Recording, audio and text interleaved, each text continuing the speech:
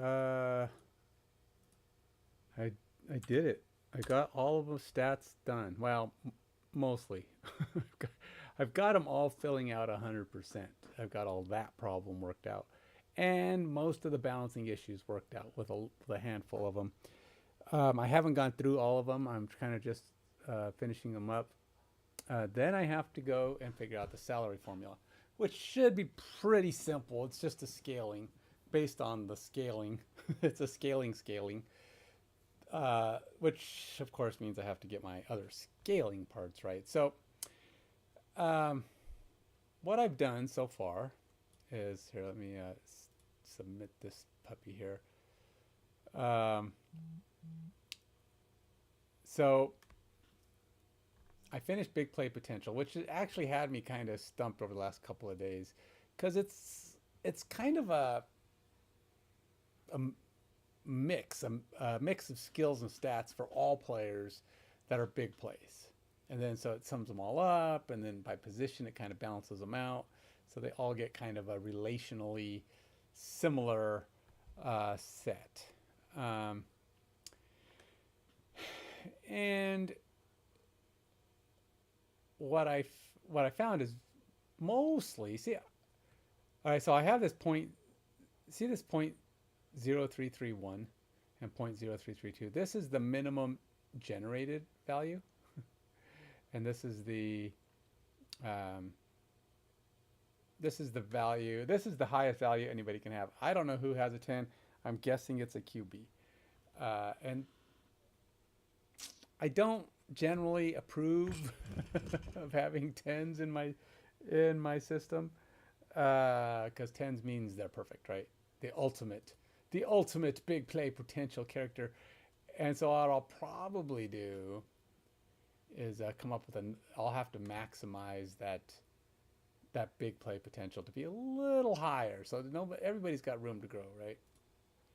Um, and I think big play potential is one of those things that's going to fluctuate, even as a player goes through their season. It just gives them opportunities to succeed when a play really comes down to it, really matters. So we'll continue to kind of hammer away at that. This one here is me just checking out the general skills. The nuns, the nuns. They're these guys. They're the ones that fall into this special category that isn't a QB, wide receiver, running back, or linebacker. What, which is weird because, as we know, Maurice Jones-Drew is a running back, and that's a result of not having appropriate stats for some of these characters. I'm still working out. See, I have. This is kind of the source of people's positions, and I don't have a solid set of their positions. Not everybody has a position. Not all of these. See, like none of these show their player's position, um, which is kind of a problem. And because I don't know exactly how best to fix that, I I have to download or get more stats. Basically, what's going to have to happen. And so I was looking online to see if there was a good way to do that, and not so much. So Maurice Jones-Drew is a very good running back whose stats should apply to him as a running back, but I well, I don't know. I assume he was. See, I don't even know where he's at in here. Where the heck is he? Is he in the rushing? He must be in the rushing. But see, no positions. I guess I could, but the thing is, I can't just assign um, rushing to, art running back to all these players because they might not be running backs. So there's quarterbacks. Kurt Warner's in here, and any quarterback that actually rushed would be in here. Fred Taylor, and so what's the best way? Do I do anybody with an attempts over 40? No, Jay Cutler rushed 40 times. Can't be that. Anybody over 100? I could do over 100. I mean, Maurice Jones-Drew would definitely qualify there. It would fix some of them, but it would be hard to guarantee that I got everybody. I mean, he had 312. It would be great to have him show up in the right place. The only other option is to just hard code fix it, but then anytime I import this data, it'll get broken. So if I don't figure out how to set his position, I don't know why some of these show it and others don't. That's kind of annoying. I haven't fixed Antoine Randall Al. He's not even on a team there. Got a couple of players like that. Bernard Berry and Bernard Scott both skate, but these are all guys that had barely anything anyway, so I'm not worried about losing them. I'm not worried about fixing bottom dweller players. But guys like Maurice Jones-Drew should have valid values. And I got to figure out. I don't know where my stats are identifying these guys' positions. I would gladly try to fix it if I could figure out where I'm pulling that from, because somehow I'm pulling it from something. And for whatever reason, Maurice Jones-Drew is either not on that table. But here's positions. What is that? Why is he not in here? Okay, so this one kind of has positions. And Maurice. Do I have bad team names? Sometimes that's a problem. I get the team names messed up. Is he not in this list? How can Maurice not be on the list? Column A.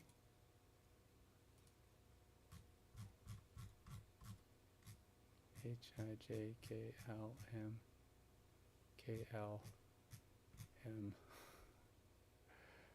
How did I get some players? Oh, he's right there. Haha. Wait, it's Jack. That's the problem. He's getting the Jack. Jack's. It's supposed to be Jack. I think everybody, all the other ones are done by Jack. I'll have to sort by, you know what, let's hit cancel here. I gotta.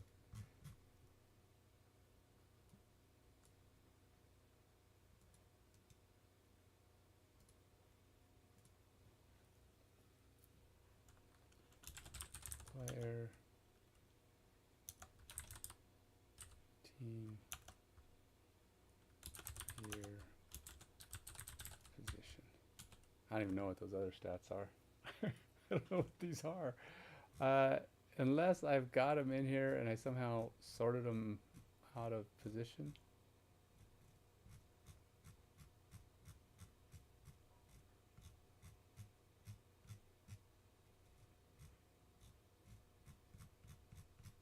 I don't know how I managed. Aha, I did mess up the headers.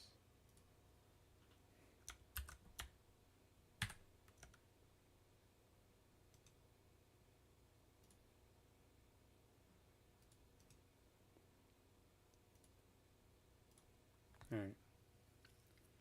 Don't know how I did that, but okay.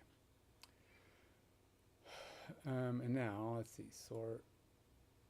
My data has that, and we'll go top row, player.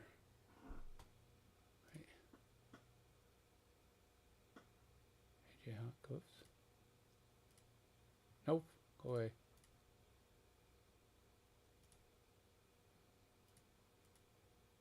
Stop it. Why are you not counting that top row?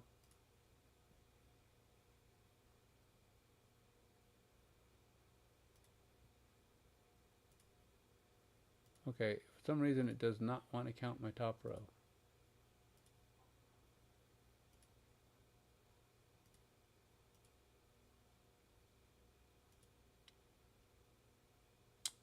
Oops, I actually want to go by team.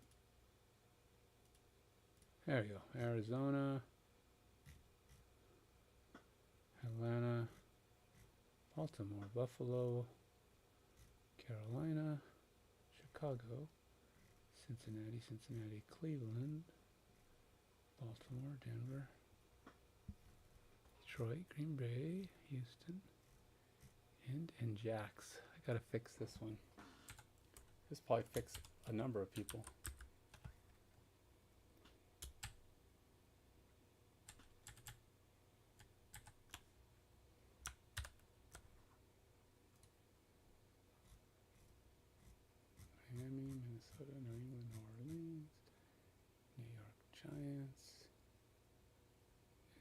Jets, Oakland, Philly, Pittsburgh, San Diego, Seattle, San Francisco, St. Louis, Tampa Bay. I think I got it. Okay, so let's see what happens when I re-import all this, guys, and see how many I fix. Because Maurice Jones-Drew should not be here as a running back. Let's go see if I can fix that. System init.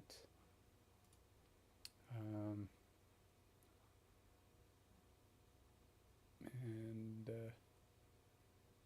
got to do the import. I got to remember how. There you go.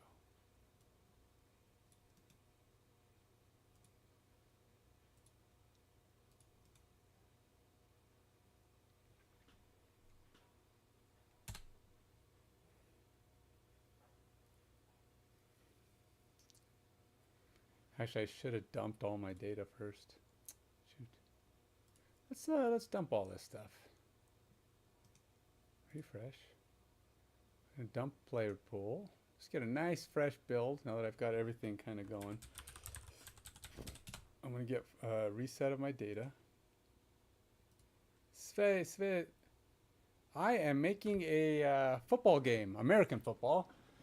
And I am getting really close. Not really close to being done, but really close to being able to connect my skills to the output. Now, my football game is going to be a simulation game. It's not a choice. You can't control the players but you can. You can coach it. It's a management game, sports management. But there will be a visual element to it in that it's going to actually have a visual simulation versus, yes, the plan is right now, in fact, I've kind of decided, at least at this moment, barring any major changes, that it will be a PC game with an Android game extension piece that you can run it on your phone.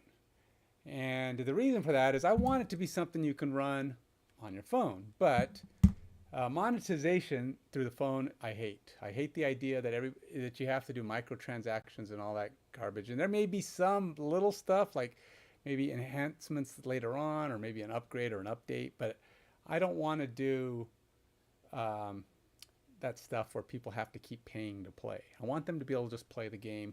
So selling it on a PC where you could just say, this is how much it costs. Buy it, play it, enjoy. And I'll just keep trying to make it better. That's kind of the idea.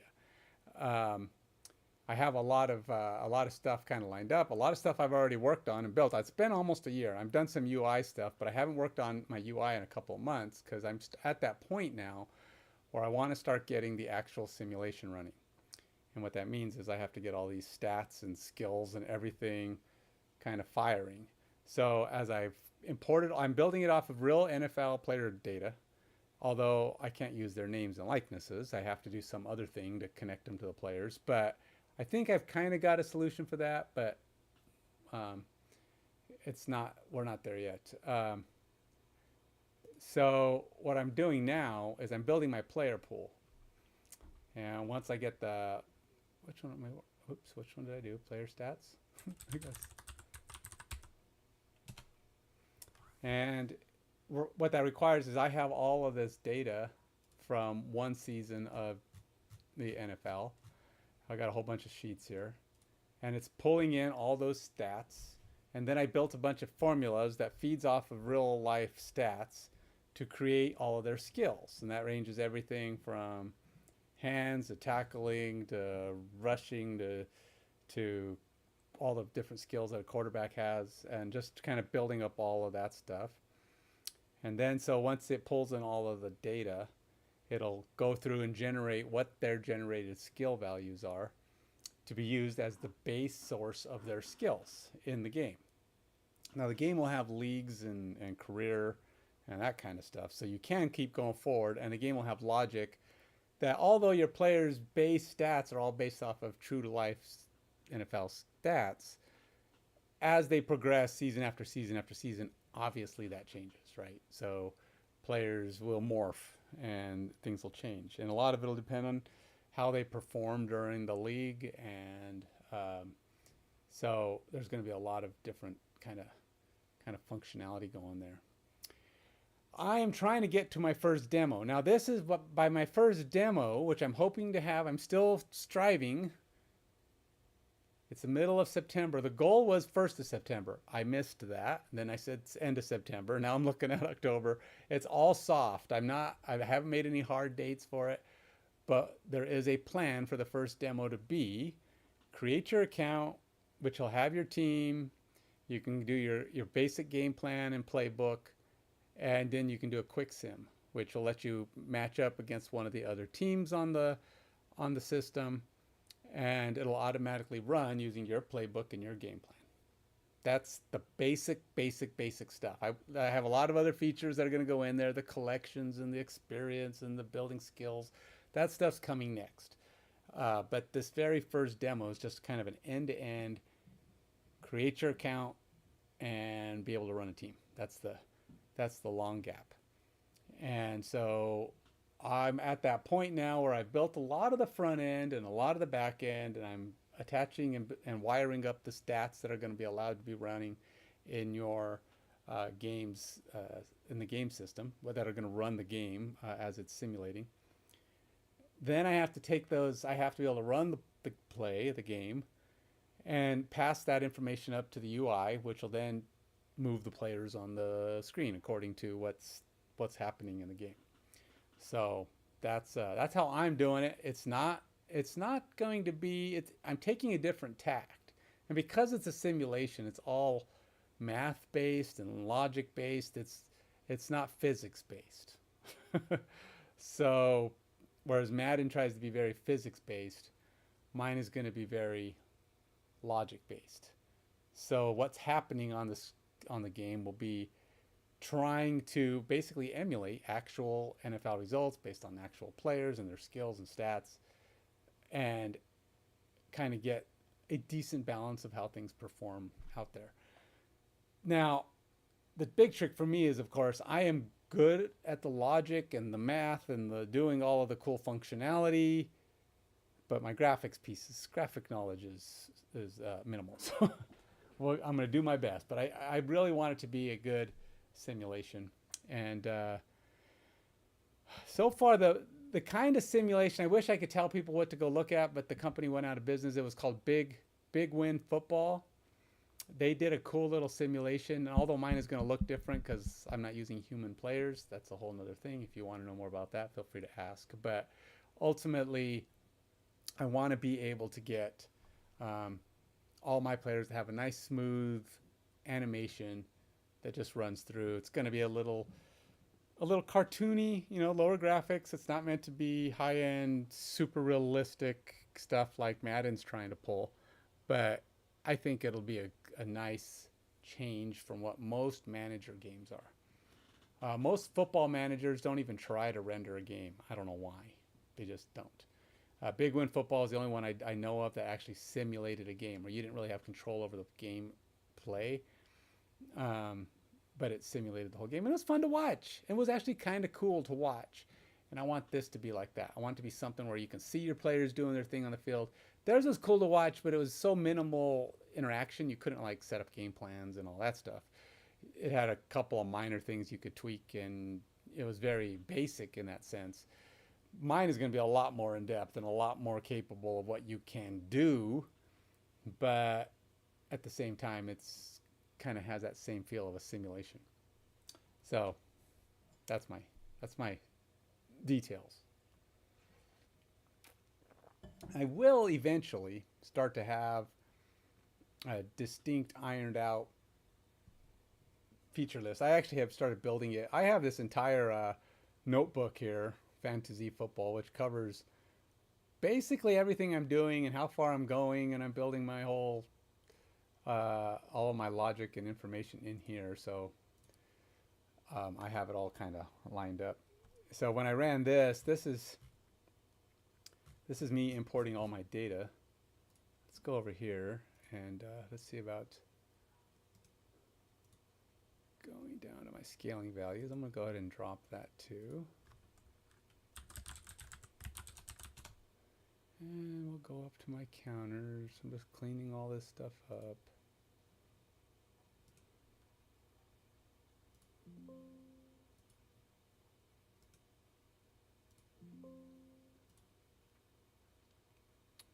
Okay.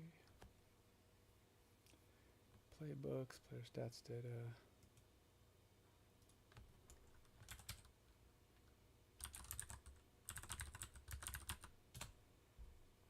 And what else? Let's go ahead and drop this into stats. Okay, so we'll close that up, and I'll go ahead and try and run this one more time here.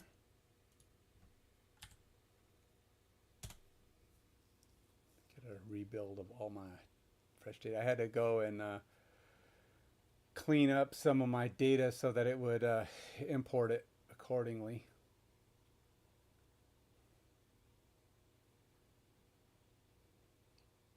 I don't like to spend too much time working on the data because it doesn't really matter. I've got 1,500 players. Most of it's pretty good. So I'm not too worried about that right now. I mean, eventually I'll be pulling in. I want to have 15 seasons worth of players in my game when I start. That's the goal number.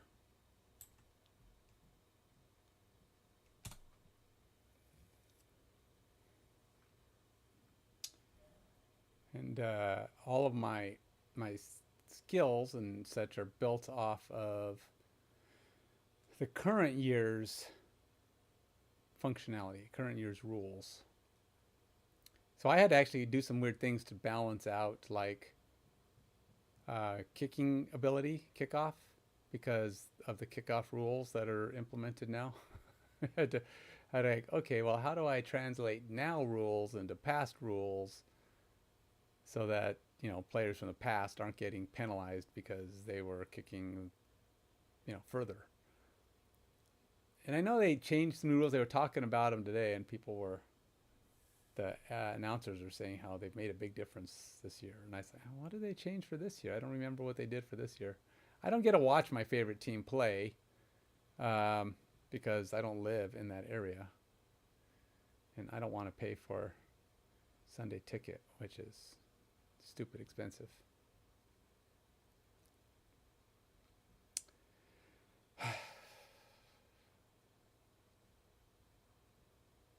Come on, finish it up, man. Guess I could have turned that off. I don't think I need that anymore. Let's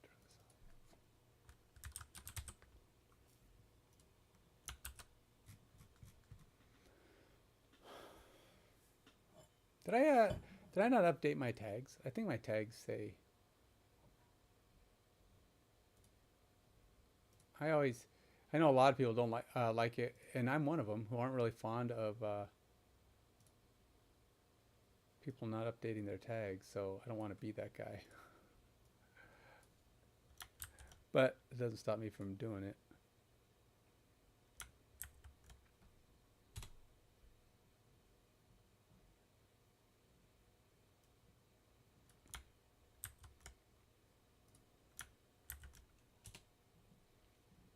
And while I'm at it, let's go ahead and open my live stream. Whoa, what the heck is going on there?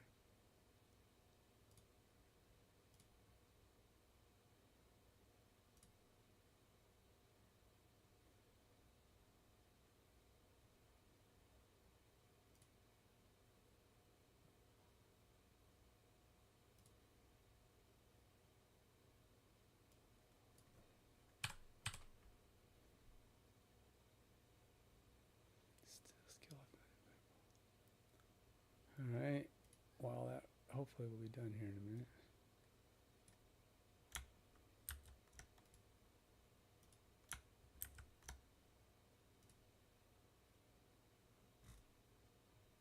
Why doesn't that work? Sometimes it doesn't work till the second time I try it for whatever reason. Or like maybe it refreshes too fast. Why? Ah, there it goes. Okay. Got it. All right, so I think my data exists. Let's go back over to here. And let's see if Maurice Jones Drew. Hey, Karama, how you doing, man? Hope you're having a better day than you were Last we spoke,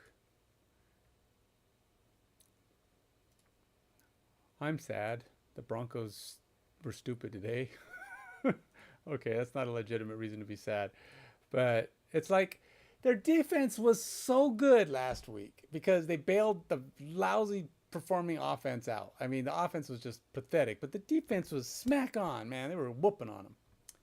This week, the defense couldn't stop squat. They just let them come moving up and down the field.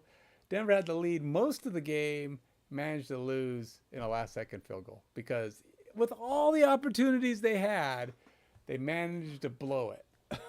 They had so many chances. Sometimes because of the defense, sometimes because the offense was just driving, but they just could not do it. They just falter. And I was like, yeah.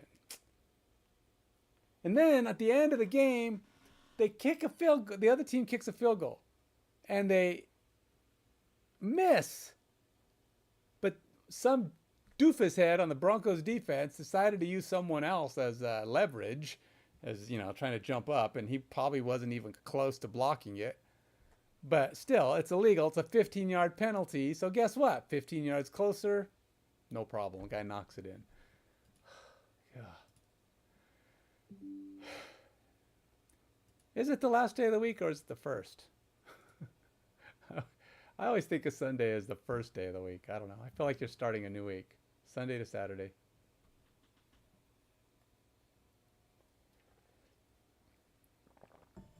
I know some calendars go the other way. They go Monday to Sunday. But you know why? You know why there's some people who think Sunday is the end of the week and some people think Saturday. It's a Catholic versus Christian thing. Do you know that? Okay, so God said the Sabbath, which is Saturday. In fact, that's how almost all Saturday versions and all the languages translate to the Sabbath, which is Saturday. But Catholic Church, in their wisdom, decided, Sunday was going to be the holy day of rest. So they decided, we're going to move the Sabbath because, hey, why not? Apparently, they feel like God told them to go ahead, move it to Sunday. So they move it to Sunday. And so a lot of countries updated their calendar, or calendars changed to take that into effect, as Sunday's now the last day of the week because the Sabbath was the last day of the week. But now it's Sunday. Because now Sunday's the Sabbath because the Catholic Church decided that. And the Catholic Church at one time was like the all-powerful church in the world, right? I mean, it was the church in the world. This is way, way, way back. And now it's debatable as to what churches are the most dominant. Catholic Church has lost a little bit of its oomph, I guess. But still, at the time, they were pretty potent. They were, in charge of a lot of things. And the king was behind them and everything. And so, yeah, they decided Sunday. And really the reason they did that is it had something to do with trying to overshadow the pagan holidays and whatever, the moon cycles. I don't know. If you look it up, there's all kinds of details on it. But ultimately, it was the Catholic Church who moved everything to Sunday. So there's people who think of Sunday as the Sabbath and therefore the last day of the week. And of course, you didn't know you were going to get a history lesson when you came over here today, did you? And to boot, you couldn't even ask me a lot of details about it. I just know the general gist of it because I forgot some of the details. All right, let's see if Maurice Jones-Drew is still the top guy at the thing here. Oh, I gotta connect again? Why? Why do I have to connect again? Why? Yeah, no, I don't. Wait, what?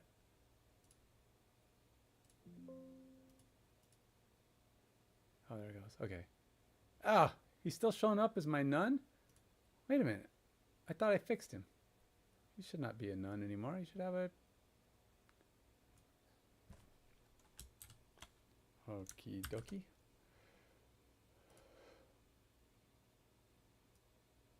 He didn't get set?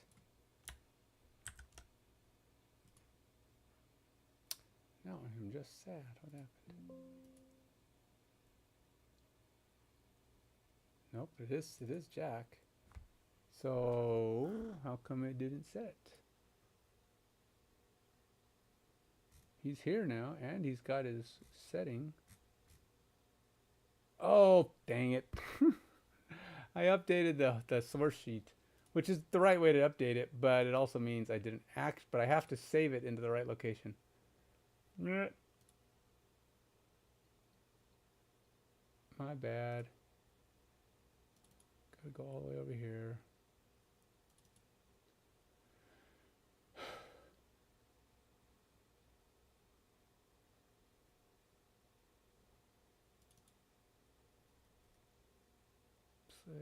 Player skills, system init,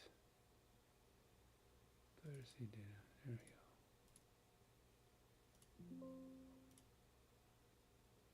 Now I need to import again. I got to do it all over because I'm a goofus.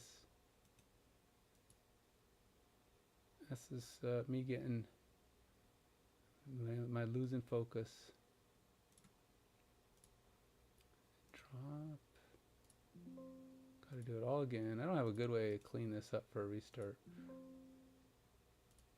I like to delete the counters. I don't know. Just because I want them to be fresh. It's that stubbornness in me.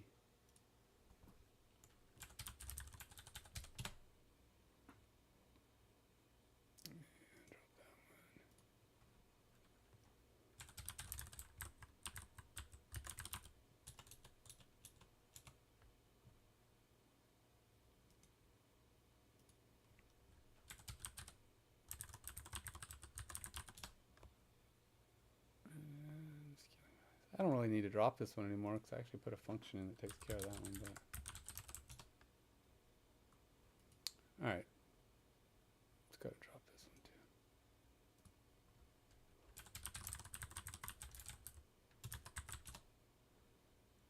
too. Actually, you know what? How many do I have in here now? I only have 500 exceptions now. That's gone down quite a bit. That's cool.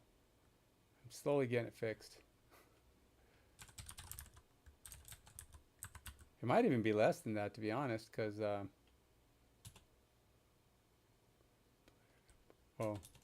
because I ran it twice and it just adds.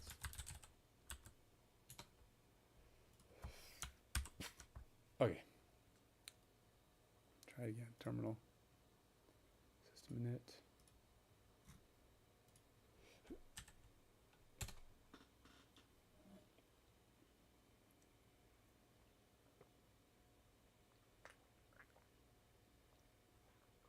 Now, actually, what this isn't going to do, it's not really going to update, or it's not going to fix anybody, and prevent them from going into the exceptions. But what it will do is clean up some of them that already existed. That's the plan, anyway. Now, before I had mentioned, remember I had all these guys that needed to be missing? Got them all fixed. They're all 1586 now, which is perfect. They're not 100% all validated or verified, but most of them are. I'll kind of go through that and verify them all. Gotta go through each one. I created a little query that lets me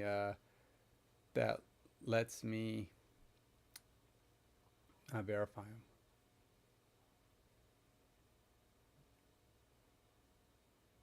Man, I'm sitting at 200 for a long time. I've been hoping that I can get a push. Hey, look, if anybody's watching and you're at all interested in this game I'm developing, this very cool football game, football manager game, American football. I have to put all of my disclaimers on there so you know exactly what I'm talking about.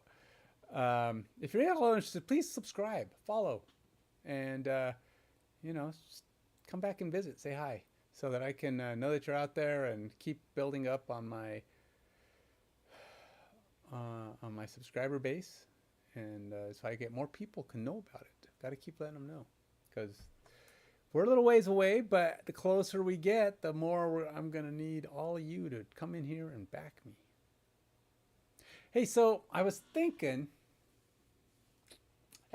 as for some of you who know me, who have been around, know that I've been doing some acting on the side. I don't get paid yet. I'm actually considering this week. I have 4 days though. I have to do a video and try out for this part. I don't know how it's gonna work. I don't know if I can do it. I don't know how to do it. So maybe not. But if I do it, and I do get the part, which I don't know if I will. I know I'm being negative, but you gotta be. I'm not an actor. I'm not a full-time actor. So I gotta go with the pessimistic route. Do my best job. Do the best I can. And then if I don't get it, it's expected. There's plenty of people out there who are actually working really hard. Dang nabbit, how come these things keep doing that? Stop it. Stop it, you guys.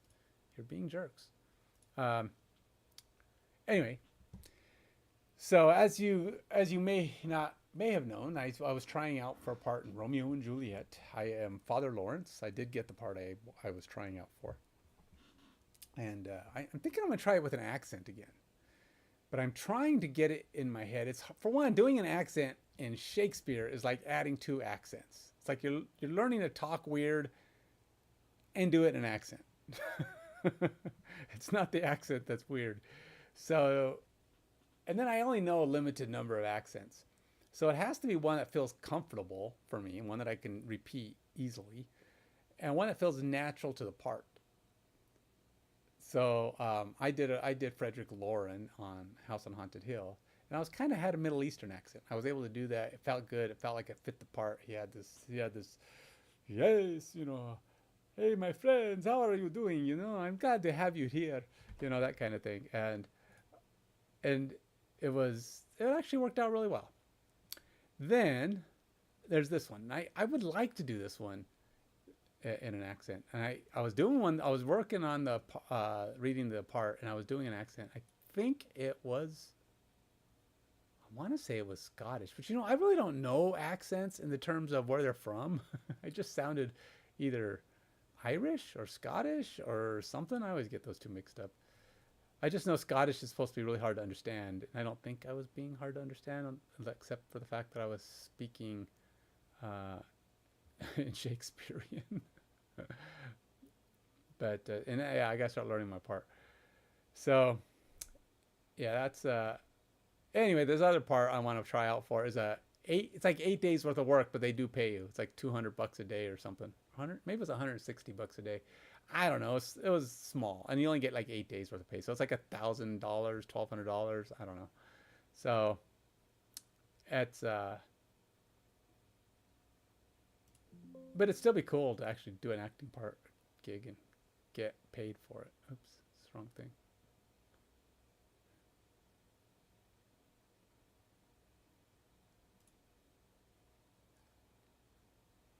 Nope, wrong one. Let's see. Nope, don't want that one. Nope, not that one either. This one. Now he shouldn't be. Aha! He's not. Now I have a lot fewer. I only have these nobodies. Zachary Bowman, Tony Fiametta. So I mean, some of my guys actually got fixed, which is awesome. Now let's go put my RB in. Now I don't think Maurice Jones-Drew is going to be the top, but it will change how many players I have in this category. Supposed to anyway. Come on.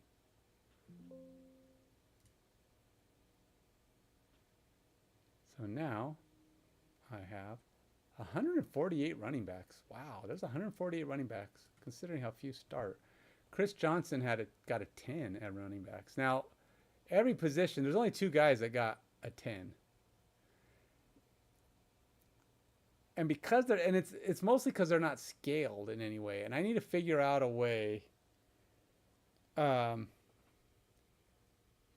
kind of prevent people from being... I still have kind of a weird thing here, because it should be, the minimum should be 1. I don't know how anybody's getting a .665. The minimum's supposed to be 1, because that's what they're being scaled on. Max, total players with max value 1. Oh, okay, so 1 guy's got the max, 1 guy's somewhere between 8 and 10. Six players with the min value, which is fine. It just means their stats weren't enough to qualify for anything. I do like that there's a limited number of above average and elite, so that's fine. But let's see if my QBs do anything different. Shouldn't be that many more QBs.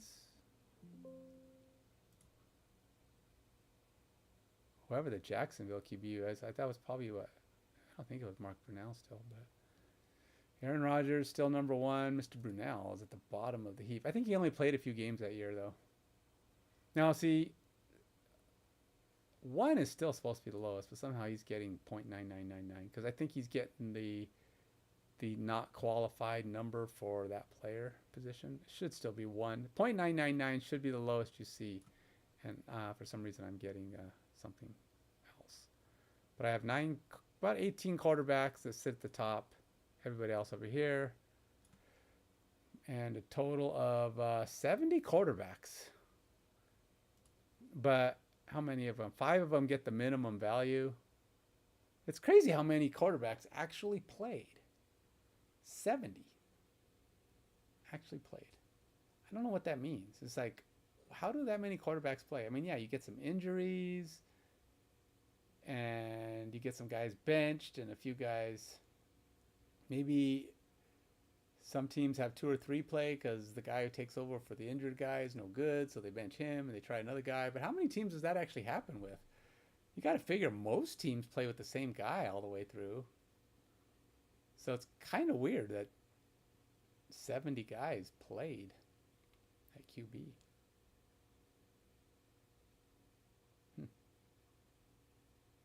It's interesting.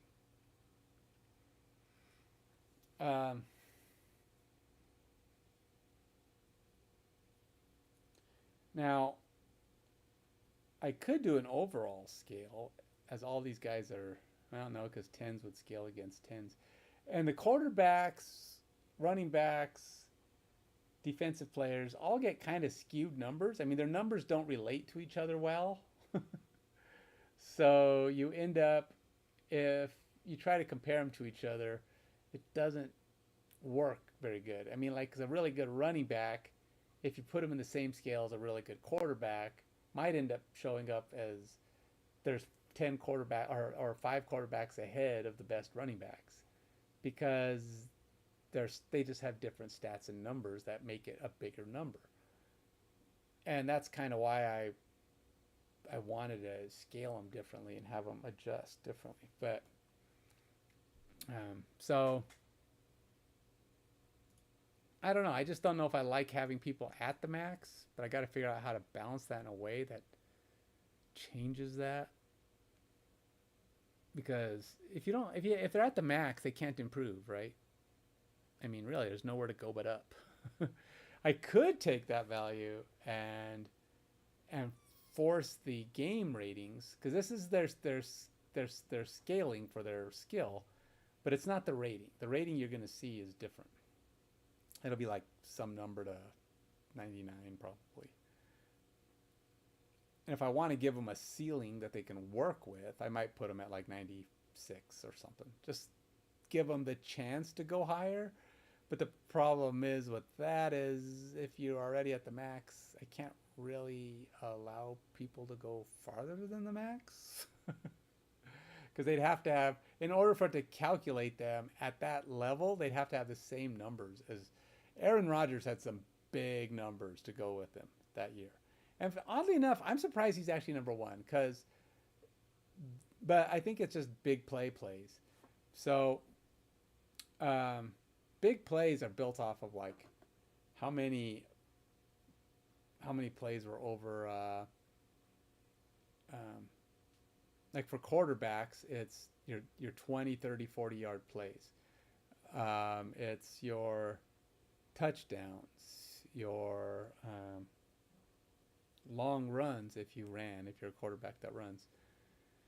So there's a few things that can calculate into your QB stats. And then there's the same thing with running backs and wide receivers. They all have their own stats. They all get to use all stats that they could potentially qualify for. But so if you have a two-way player who's playing on defense and on offense, they might get some defensive and offensive skills, but it's their primary position that their big play potential comes from. So even though they might get some bigger boosts, the big play potential stat affects key plays in the game. And the thing is, both the offensive and the defensive players have it. So they both get an adjustment on what they can do, and it depends on who they're playing. You know, whether or not it helps you will depend a lot on how much your opponent is getting off of their big play potential. So if your opponent's getting, you know, you're playing against a guy with no big play potential, then you're going to get a boost that might actually make you beat him or give you a better chance on key plays. So I'll have to do a lot of tweaking and adjusting as time goes on to see how those things are balancing out, because I got to make sure, you know, I'm not like always getting fourth downs because they're getting this boost that's just blowing everybody away. I have to make sure things kind of act in reality, and so I'll be keeping an eye on that stuff as the game goes on to make sure I'm not overperforming players, and I'll have to adjust them. And that's kind of why I have a lot of these control modifiers that I can adjust while the game's running without having to rebuild and recompile my code. So let's go ahead and do an all. Let's see where everybody's at together.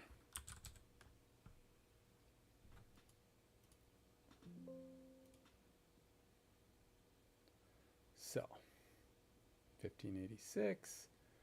I have 27 players that have topped out. That's 27 topped out. That's a lot of players. I have 45 though in the second position. That's actually not bad if you think about it. 27 in the top position, but that's 450 don't even, I mean, they fall into that medium, that really crappy bucket. 27 players, I guess it's not that much if you think about it. 27 players don't top out at 10. They just top out at in the top 20%. So they could be 8 point something for all I know. I don't know who all these players are, but it is definitely not too bad, I guess. 27 players in the league that are exceptional. I think that's fair. Let's put in CB. I want to see what these guys, or DB. No, CB's good.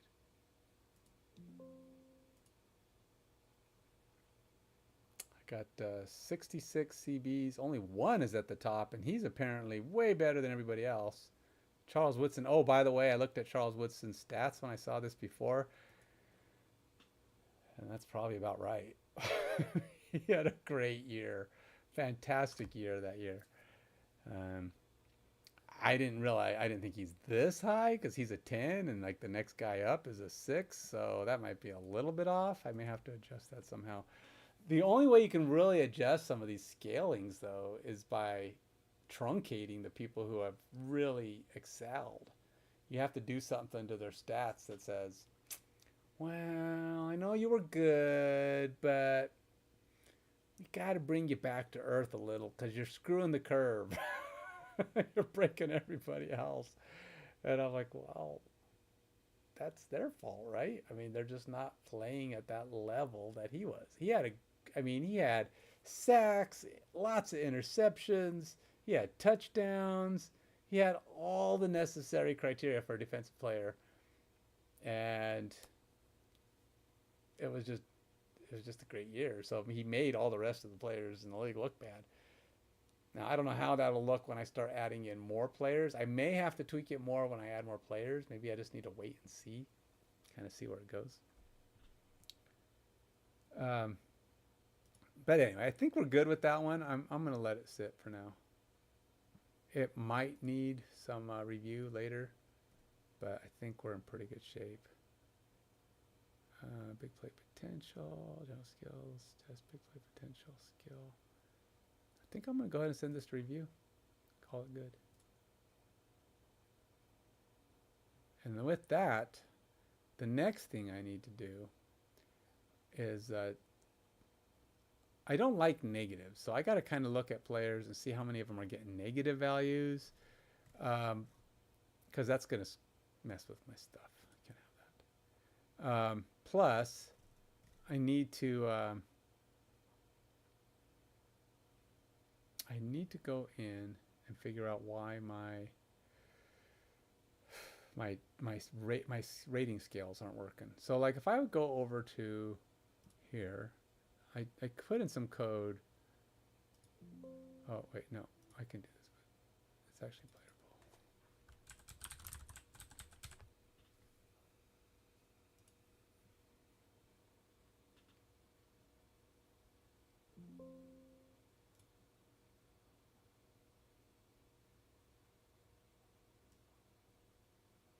So now you can see everybody's got some kind of non-zero stat in all their positions, which is ideal. But at some point, I got to set up all of their ratings, skill ratings down here. So a lot of these guys are getting ones. You can see like this one's fine. These ones are actually pretty good. 20 of 12. What has he got? A kick return bonus. It's only a 12. He's got a 96 on ball security. That's pretty good. 76 on run blocking. I guess he would. I mean, he is a running back. But all these other skills show that I have some kind of problem still, because they're all still coming in with wonky numbers, all ones. And I mean,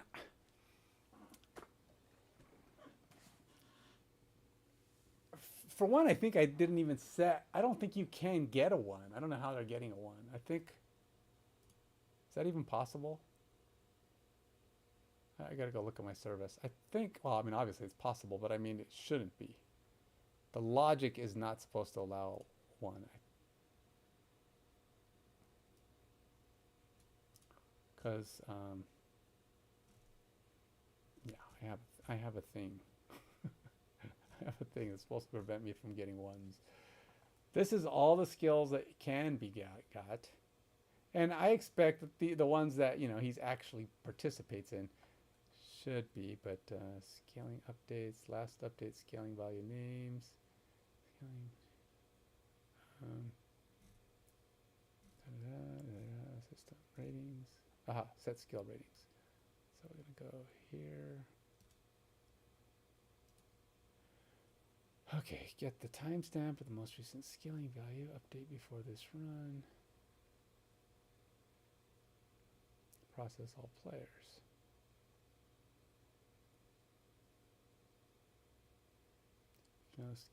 If no scaling values are updated during the run, we're done. Okay, so this has to do the same kind of thing. Go to definition. All right, so fetch minimum rating. Oh, I'm gonna have to change this to a control value. So it is 1 to 99. So I guess technically a 1 is possible.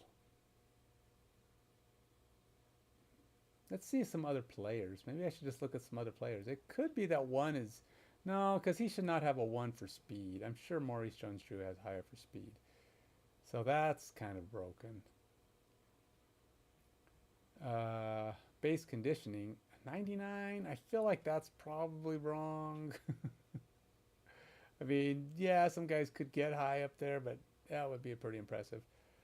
Tackling a lot of these, like I would expect him to have some hand skill. I don't know how many balls he caught, but I would expect something. So there's a little bit of broken here. And if I don't have enough variation of stats, when I go run the game, there's going to be some poor results, right? I mean, yes, certain times he may never use some of these stats. Like he'll probably never do a kickoff, like a field goal kick.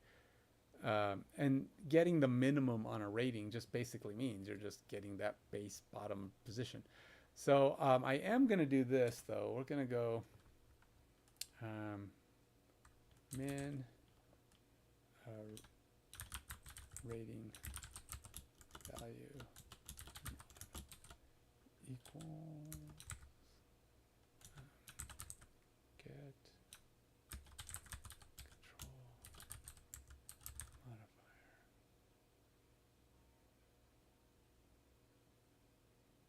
Okie dokie. How am I going to get the modifier? Because this doesn't have... oh. Wait, what? I have this. Collection. Get ratings range. Oh, it's using these as the defaults. Oh.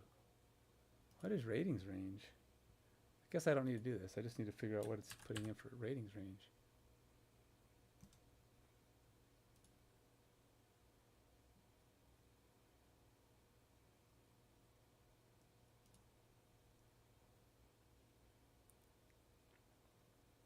Min rating value. Max rating value. Under modifiers.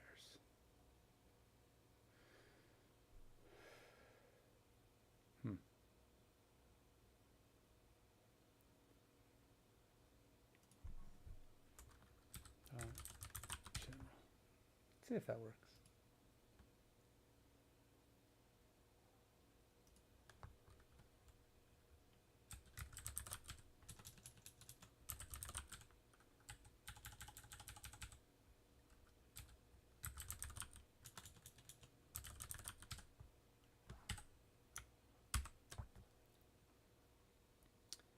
All right, so we will go over to my modifiers sheet, which is probably not loaded at the moment. Go to General, Modifiers, and this will be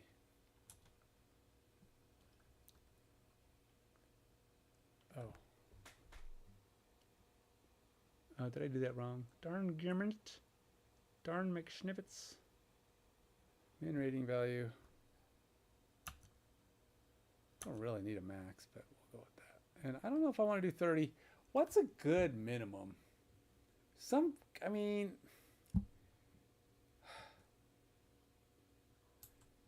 I don't know.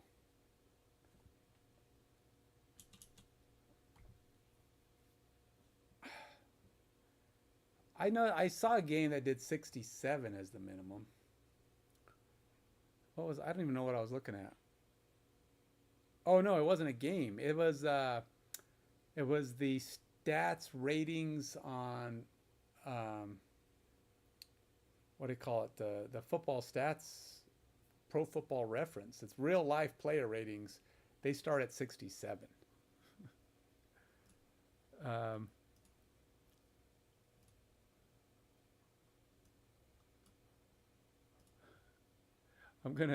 I'm actually gonna say I want it to be different. Let's do this. So, Pro Football Reference, when rating players, uses 67 as the minimum. Generally, a player with no usable information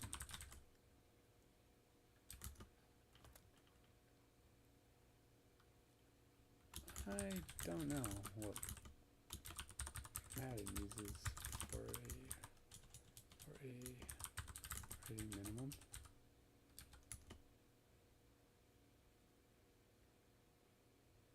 But just for fun, I would like to use something different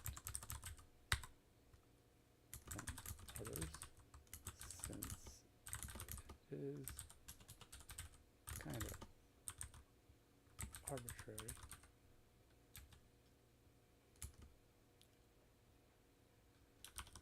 And the idea is of what games are using.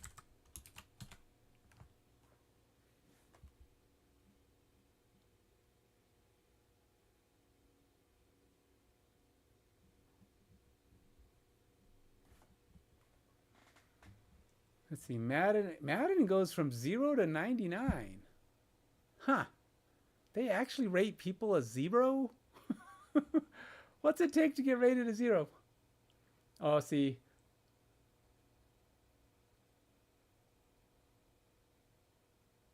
Okay. So their actual stat players are 60. 50s are rare. So they do a 0 to 99, but they don't really go that low. See, NBA 2K does the same thing. Dips below 60. 25 is theoretical floor, but not commonly used. So yeah, you have to have guys that are just um, bailing. You know, they're just, what's the term? Tanking it. I don't know. Football Manager, compact scale. 10 is average. 20 is world class. Okay, so they use a 1 to 20 scale. Um, Pro Football Reference, 67 is often the default placeholder for unknowns. So yeah, they have. There's a fair amount of variety there. It looks like around 60 though, because Madden uses 60, FIFA uses 60. Some of the younger people start in the 40s. NBA 2K uses 60, but I mean there are lower numbers, and maybe that's what I need to do. Maybe I come in with their stats at 60 as a minimum baseline, but they can get worse. You know, maybe they just don't perform well and they can drop below 60. And same thing with players at 60 can go up, and players who are higher can come down. I mean, it's nobody gets to stay where they are if they're performing poorly.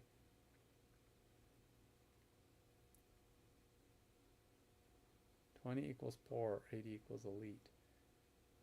Out of the park baseball. 20 to 80. That's interesting.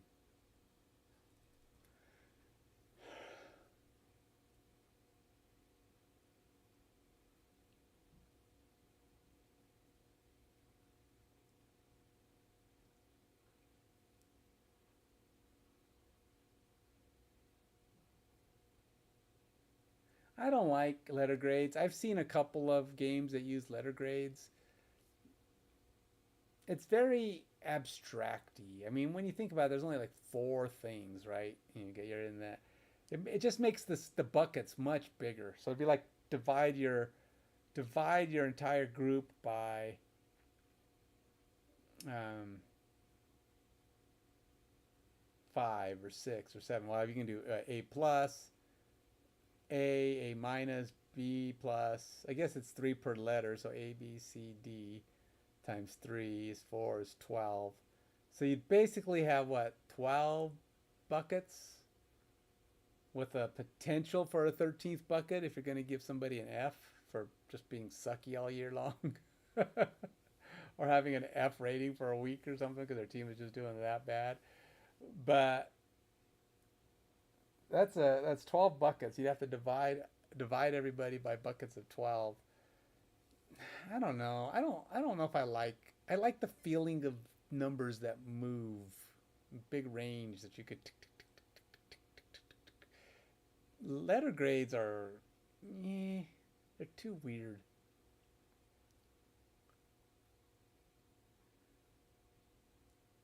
Color coded archetypes. Instead of numbers, use tags like raw, starter, playmaker, lead. These are the kind of things, like I think letter grades and like titles, that's a good way to group them and give them a title to let people know what's a good number, what's a good range. Um, and to know that, okay, well, this guy's solid, but he's not super. And honestly, if I do something like the minimum is 60 to 100 and I say the top 20%, that would be about, 90, anybody above a 92 would be an elite, you know. And because it'd be about every 8, right? Because you're if I'm breaking it up into a top 20% or a 20% buckets, that's like every 5. So you would have something like elite, above average, average, below average, um, struggling, or maybe unknown. Something. You'd be like, uh, maybe maybe everybody else gets to be below average. So you don't bucket everybody. You don't bucket anyone into the crap list. You just say if you're below average, you just know you're below average. You need to get it up, and you're bottom 40% of the league. But that would be like, so everything between 60 and 76 would be considered kind of below average, right? I don't know if 60 feels kind of high. And plus, if it's not the true bottom, there's like a minimum start rating, a minimum start rating, maximum start rating, and that lets people kind of have ups and downs. Now, max start rating will probably be 99. You could be that high in certain skills. Overall, you might not be. I don't know. I'm just trying to figure out. I want to figure out how to just make everybody have it. Thing is, if you were a superstar, I mean, you just broke every record in the book.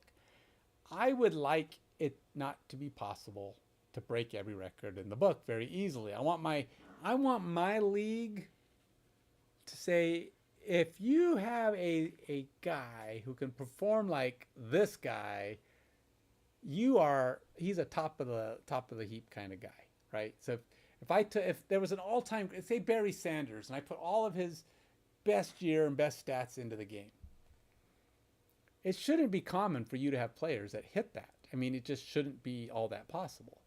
Even he might not be able to replicate that, but I would like it to be where if he's playing at that level, it's kind of solidifies. Maybe have something where I would kind of like to have it be where repeatedly good seasons they lock in better. So there's less chance of having a bad season. Everybody can have a bad season, right? But just kind of make it so there's less fluctuation in your potential. But again, it has a lot to do with who you're playing against, right? You play against the best players. You keep playing against the best players. Some guys rise to the occasion. And a lot of that's just going to be game luck. You may have the same guy on your team on two different teams, and he could just go nuts and just rip it up. And then the next on the other team, he's just getting whooped. I mean, he can't get anything going. He's just stifled and stumped. And that happens in the real NFL, right? You have a great player who just can't find the hole. He's just having a bad year. Now, a lot of times players have a bad year, and then they have a bad year, and they never quite come back. If you really think about it, how many great players, truly great players had a stinker year in their career? There's a few that had dips where they kind of went down and they were great for a few years and they were like nothing, and then they came back up and finished strong. But most players that were truly great stayed great. They were great. I mean, they may not have been like breaking the records every year, every season, every game, but like even Peyton Manning, when he finally retired, he didn't have a great year, but it certainly wasn't a stinker year when he retired. And I think he was just losing interest in football. I think he was ready to go be a funny guy somewhere else. But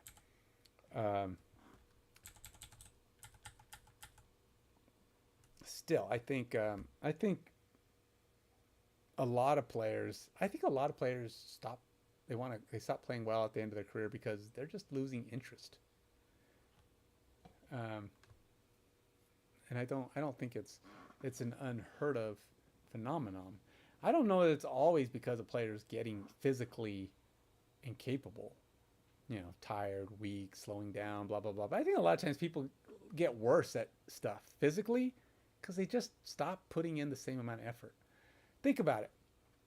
If you go to the gym and you push yourself and you just work yourself and every time you're trying to beat your max and you just keep pushing and you keep getting stronger and stronger and stronger. But at a point in your life, you finally start saying, all right, I did 20 last time. Let's just get 20 in today. Let's just make sure I haven't lost it. So you do 20. The next time you're like, I'm not into it. Let's do 19. We're good at 19. I mean, 19's close enough. I don't need to push it that. So you slowly start doing this thing where you're like, just letting yourself kind of get, putting a little less effort in. Some days you push it and you'll like spike and you do this and you're still pushing it And it's still hard and heavy and difficult, but you're just kind of trickling. You're letting things go. You're maybe not doing this one little extra workouts you normally did. You don't do this little thing. I think people just stop doing. Ultimately, I think a lot of times players and people get worse at their physical abilities because they stop doing. And they don't even see it happening. And I'm watching it happen to me sometimes. I'll be working out and I'm like, no, I could go to 250 and try to bench this, but maybe I'll just do 225 and do 5 or 6 of those, and that'll be close enough. And I make excuses. My shoulder's been kind of sore. I don't know if I want to push it and injure it, so I'll go a little light. But you keep doing that, and if I don't push myself and try to go up and above and beyond, if I did 3 of X one time and I don't ever try to do 4, I'm not going to reach 4. It's just not going to happen. Your body's not going to get stronger if it goes, oh, all we're doing is 3s? Well, why do I need to build up anymore? You get used to 3, your body gets set at 3, it stops building muscle because it's like, I can do 3. And if you ever go, I'm kind of tired, I'm only going to do 2. And your body's going to eventually go, well, if we're only doing 2, let's get rid of this extra muscle. What do we need that for?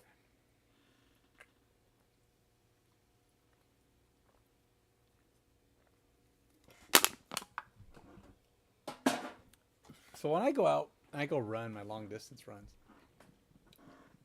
I don't like to ever let myself do a 9-minute mile.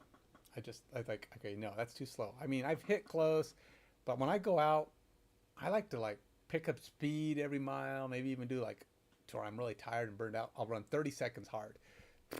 Push, 30 seconds hard, push. And keep doing that so that I'm feeling that exhaustion. Yeah, I might slow down a little bit after that 30 seconds because you got to recover a little bit, but at least your body's used to saying, oh, we're going to run hard. I got to get used to trying to run hard. Anyway, that's my theory. And I think that's what happens a lot in the NFL.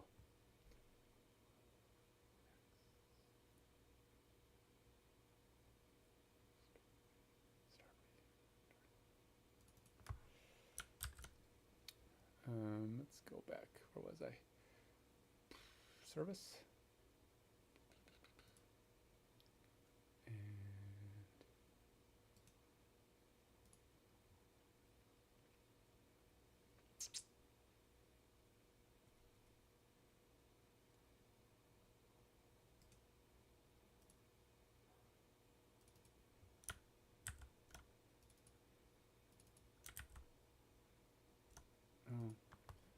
I could change that to lowercase because it seems to be the norm.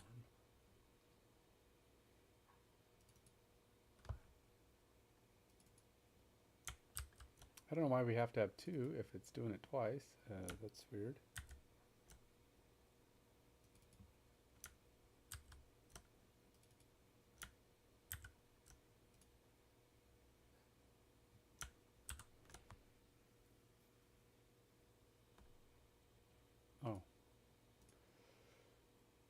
Oh.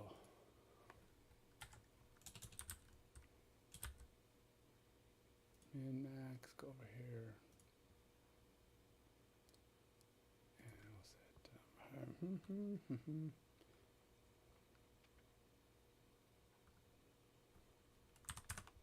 56. I don't know why I want to do 56. It's the number that keeps going through my head. I'll do 56. Nobody will understand that one. Why? I don't know. It's the number I'm going with. So, yeah, take that. I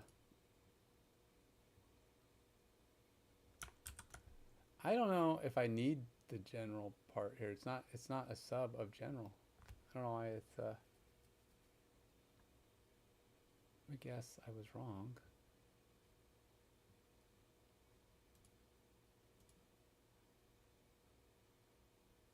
Where'd it go? Oh, there it is. Where am I? Oh, this is in skill ratings. I didn't even know I didn't know it had its own Go file.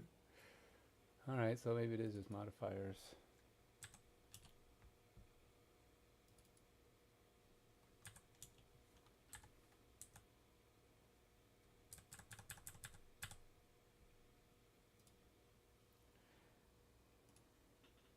Kind of weird, but okay.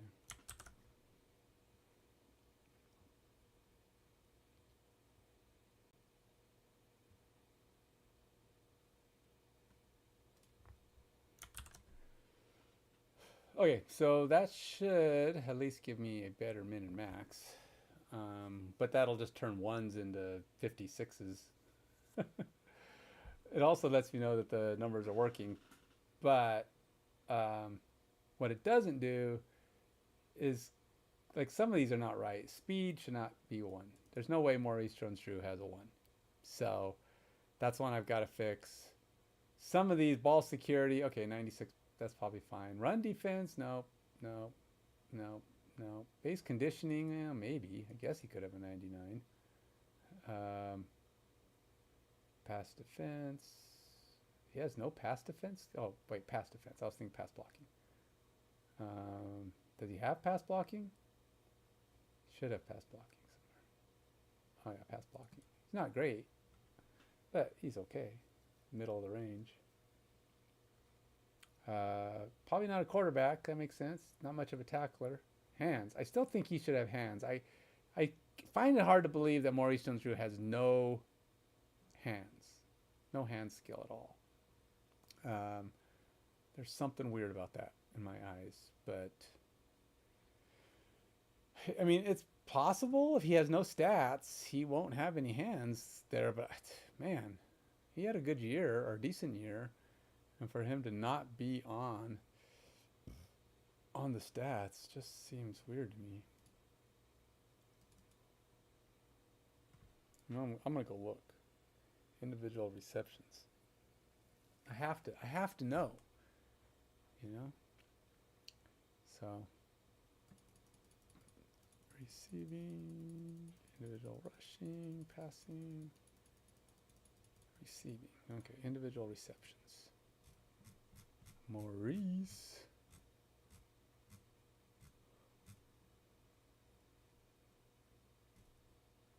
There he is. Oh, yeah, he's got piles. Oh, it's another one of those. It's another Jax. I've got another Jax. Man, I must just not have fixed all of my stats. Dang Navitsk.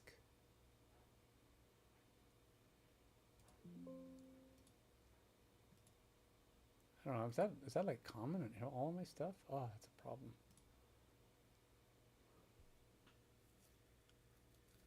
This Chansey Stuckey guy's got some stuff, but I don't know how I'm going to fix him. I don't know who. I mean, he played for Cleveland at the end. Maybe I should just keep his stats as Cleveland. You know what? I'm going to change that to Cleveland. Because, I don't know. Is it Cleveland? Is that even the abbreviation for Cleveland?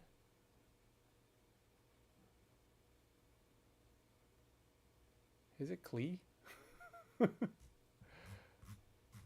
guess I never really... It's funny how Jax is there, but it also has Jack for the mix and matchers here.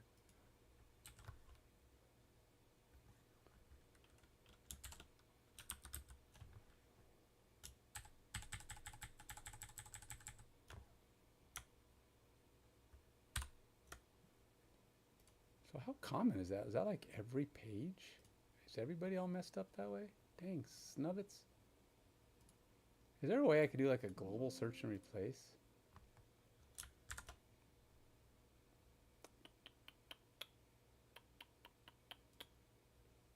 Let's see here. View. Zoom. That's a zoom.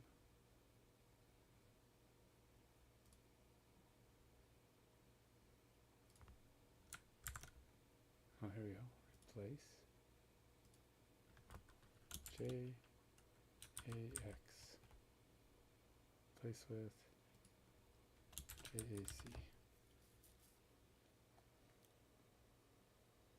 Match entire cell contents.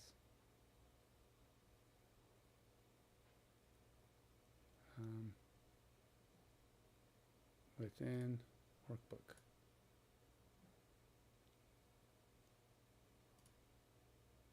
That works.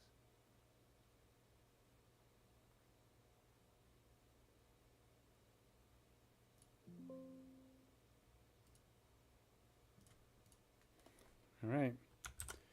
We will do that. And we will try once again to import all of my stuff here. So we're going to go File, Save As.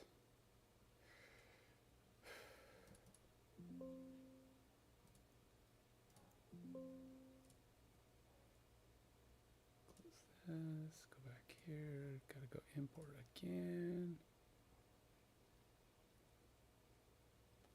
Got to refresh my thingamabobber, drop my countermabobbers.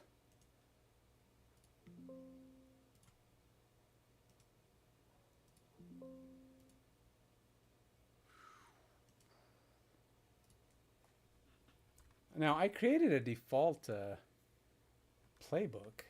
No, default game plan. I don't have a playbook yet. I have plays, but I haven't. Okay, I have to have a team to assign default plays to. So I don't have teams yet. And I'm building, that's what I'm working on right now. Then I can create a thing that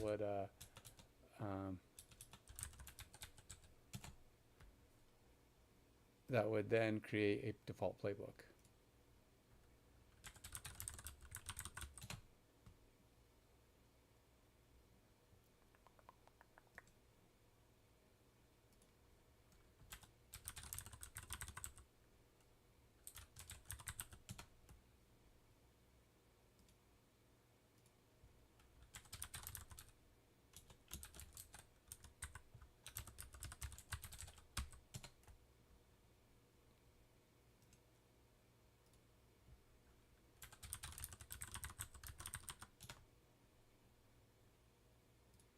Okay.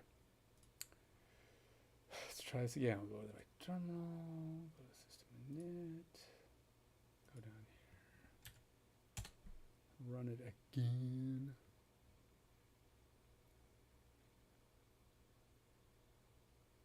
So some of the stats could be broken simply because it wasn't reading them because he had a bad source. Because speed and hands should both be improved if all the data is coming in correctly.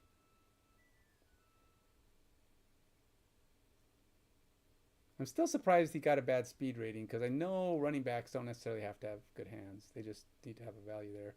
So there's something else. And maybe it was just that he didn't have any of those values that are needed. Because it could be based off of all those pages that are broken. So we're going to find out in a minute. Once this has the kindness to finish running, while it rebuilds my data.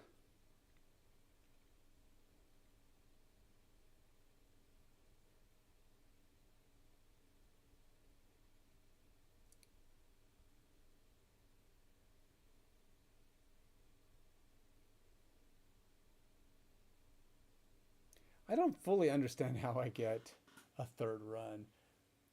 There's two quarterback skills that keep resetting after both my pass rush or my coverage skill and my rush awareness both seem to run a second time, and they shouldn't.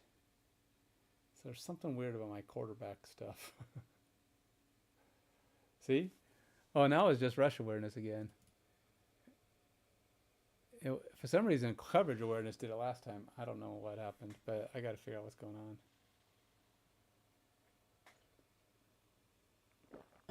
It's set up to do it 4 times, but it shouldn't need to. Because what that means is there's some cascading updates, and that's not good. It's supposed to be a singular update because the values that are being updated in these scales are supposed to be fixed on the stats that they have. So I must be doing some kind of weird logic that's allowing a scale to change in between. So yeah, I don't know how that's happening. Hey, I got it. Look at that. I'm up to 1590. I got 4 more players to register. I've managed to fix 106 players just in trying to get my data nicer. A lot of them are just bad. They just don't have good stuff. And a lot of the players really do come down to they have those weird two-team values. If I was just to set it to like the last team and we just go with that, it would probably be fine. But it was their stats would still be weird because some of it's based on how their team did, and since they'd be on a different team.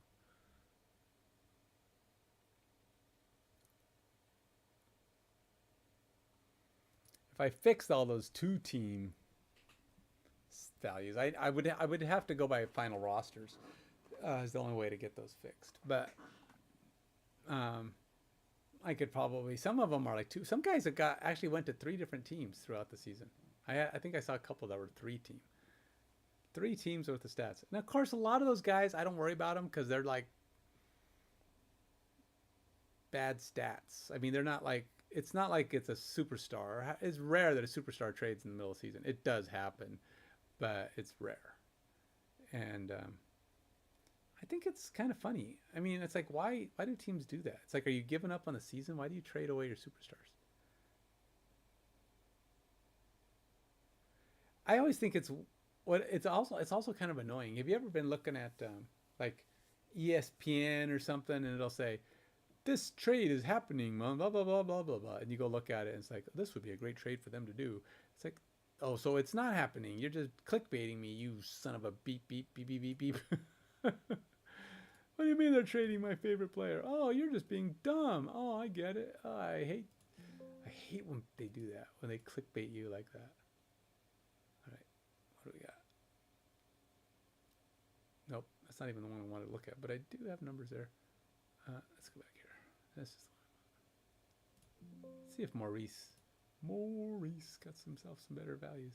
Okay, so, oh, look at that. We got a lot less ones. Like everything got a number. Oh no, 56 is my new one. Never mind. Speed is still that. And hands.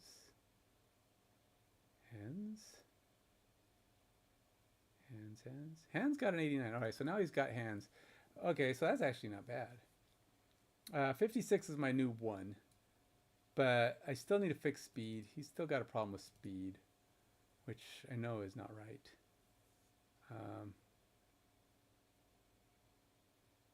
I don't know why his big play potential dropped to 59.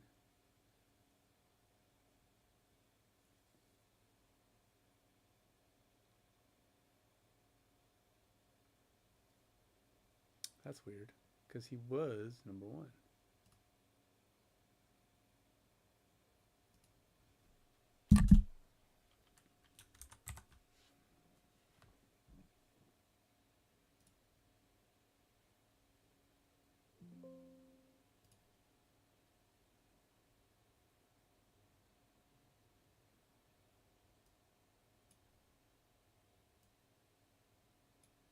Oh no, Chris Johnson was number 1. What was I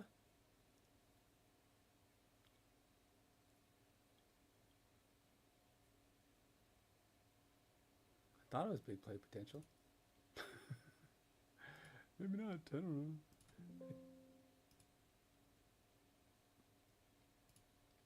But we do have, let's see, no passing, no punting, no coverage awareness. Kick returns. He actually tried some kick returns. He's not great at it, but he did it. Punt return. He actually did a little bit of punt returning. Not much. Hand skill. I still got. He's definitely got his hand skill fixed. Field goal tackling. Base conditioning is weird. So to me, base conditioning and speed feel like they're off. This other stuff is probably close. Break tackle's pretty good, 84. Yards after catch, 89. Yeah, those are all some decent numbers. Everything looks pretty good. Yards per rush, he's got an 84. That's nice.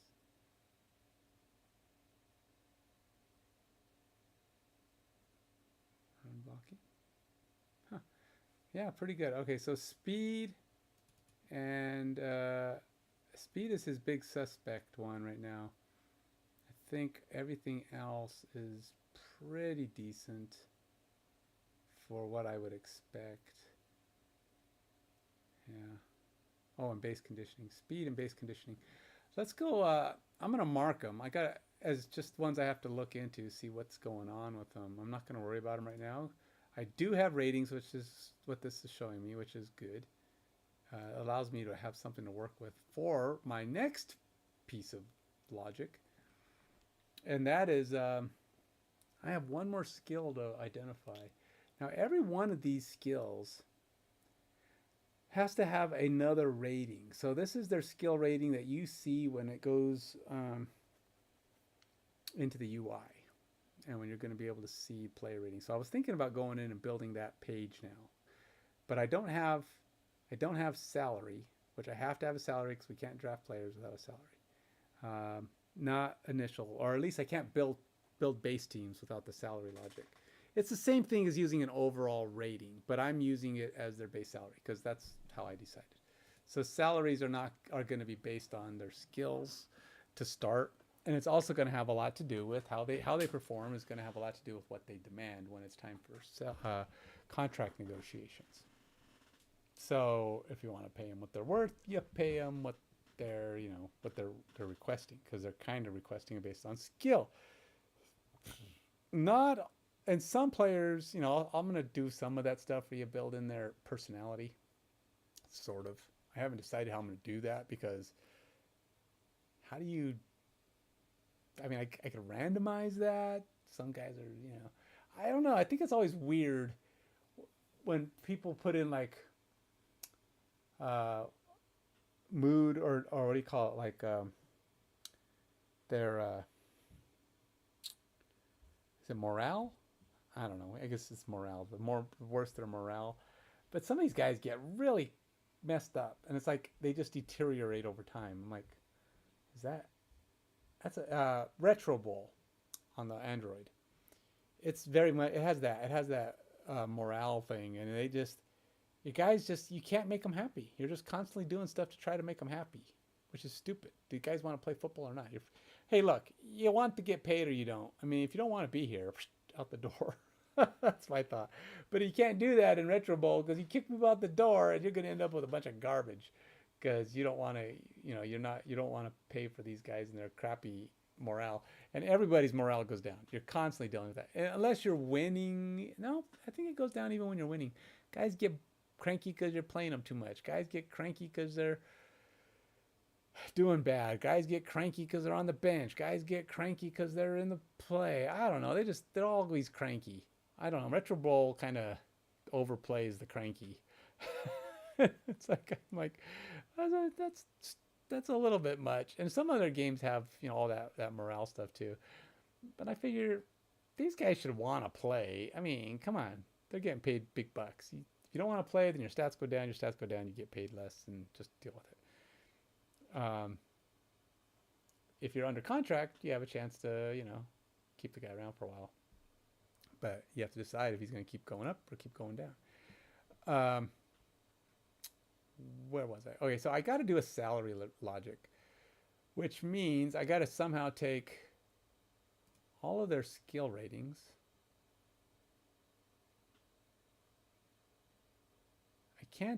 I have to do it by position, I'd imagine, because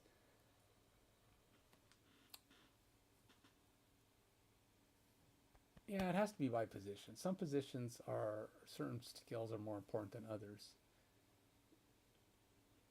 So if I add up all of their stuff, it'd have to add up everything, and then compare them to each other in their individual. Let's do that. I'll just add up all their values at each level.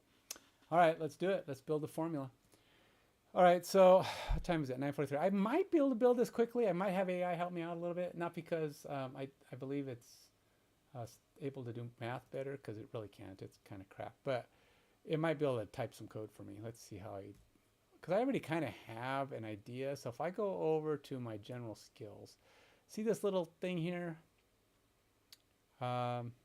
What I'm going to have it do is sum up the values of all these skill ratings for each base position, using the base position logic. And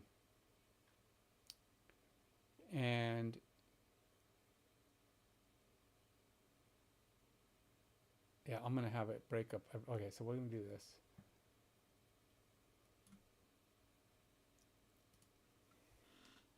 I have to explain this. Can I haven't tried, I haven't tried voice. Let's try voice.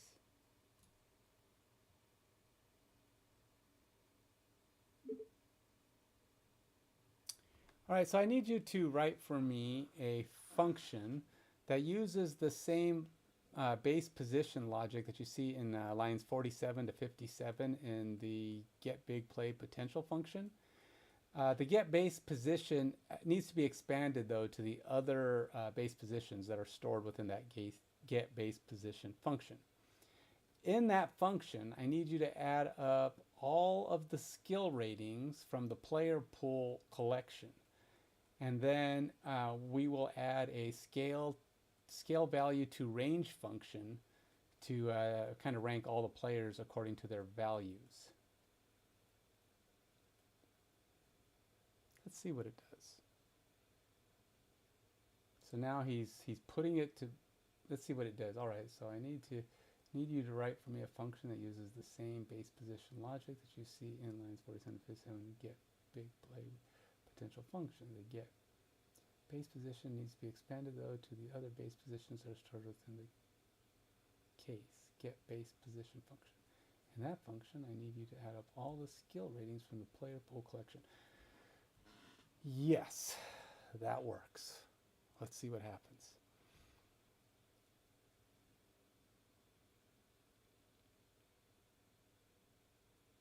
Calculates skill totals by position. Perfect. Perfect.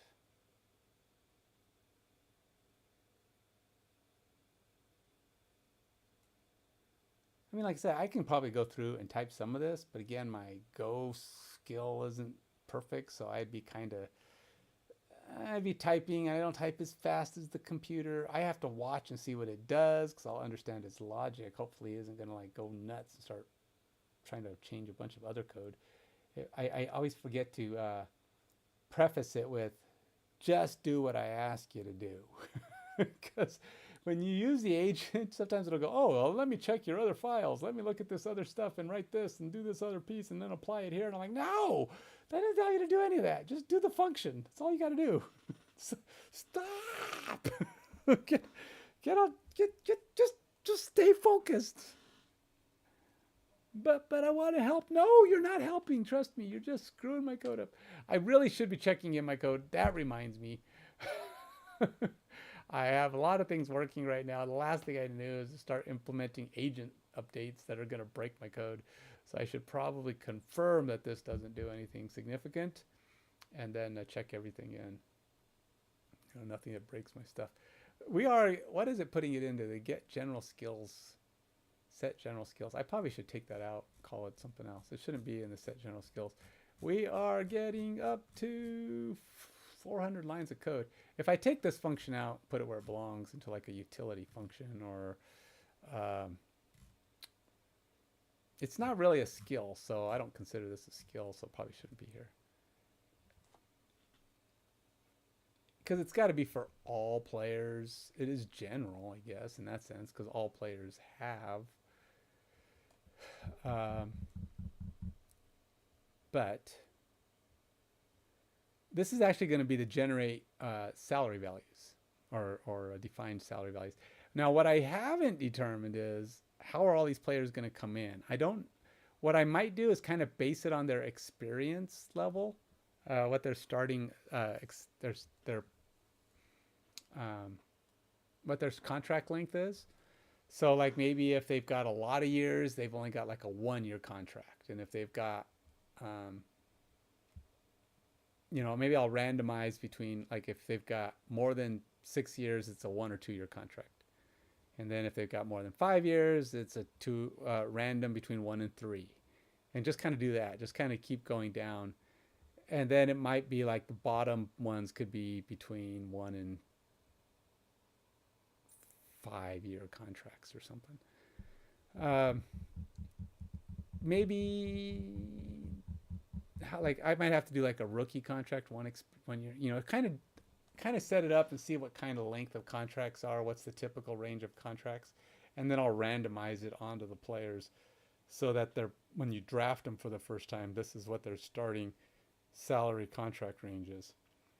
I could even create the contract. The salary would be fixed. I can't change that. But the contract range, maybe I regenerate that for each league. So it would still be kind of like if you got a lot of years, you get a smaller contract. So you can decide what to do with them at that point.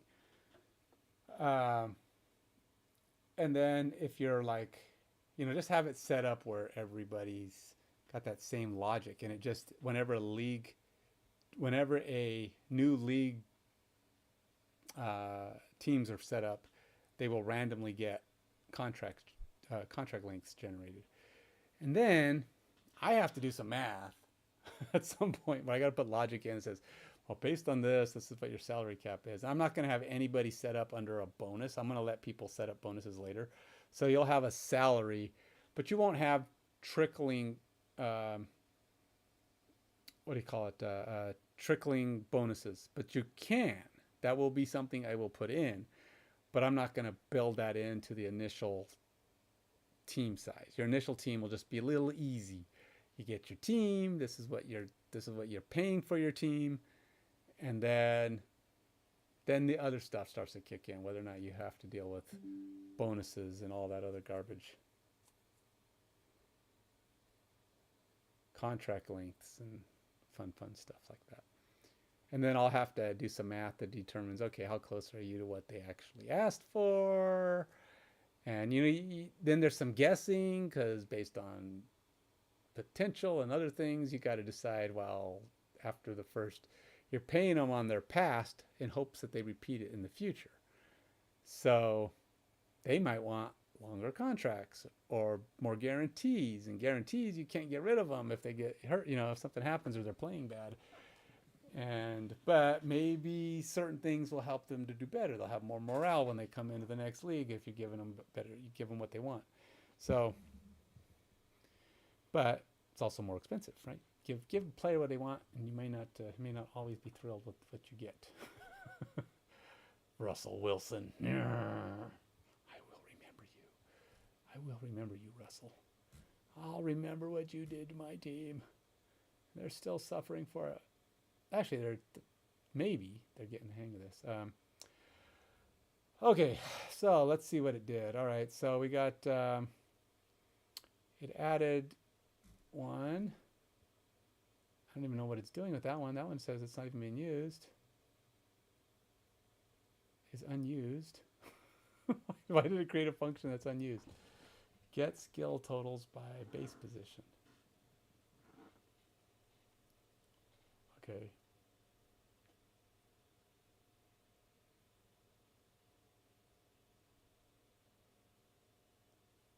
What?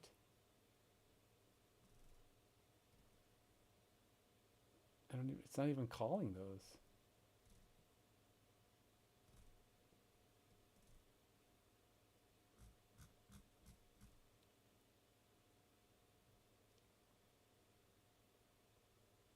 Well, let's allow it to build it. See if there's a bug in the build.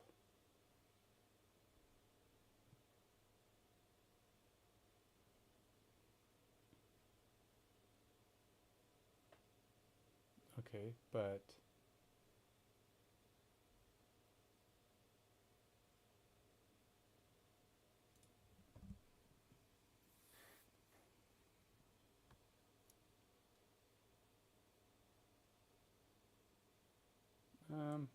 let's hold off on that.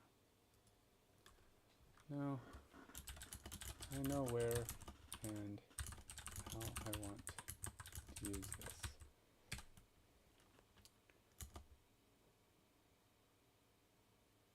It's weird. It took away the ability to pause. You can't pause anymore. I don't know what happened to the pausing button. It just stopped. I want to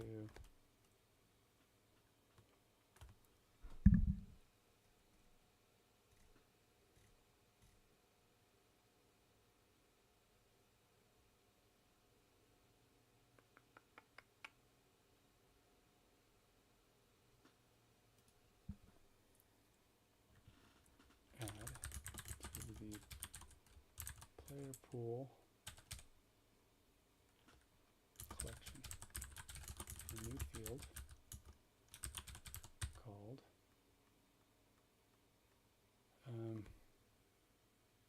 well, here's the deal. I do need it to be salary, but I don't know how to.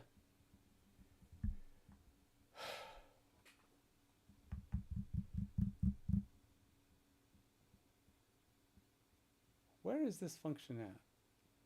All right, calculate skill totals by position. Calculates the sum of all skill ratings based on ratings by base position from the player pool collection using the same base position logic as get big play potential, but expanded to include all base positions from get base position function, which is fine. So we got base positions, and then we initialize each base position with empty skill totals, query all the players from the player pool collection, iterate through all players and sum their skills by base position, decode, fail to decode, determine base position using the same logic as big play potential.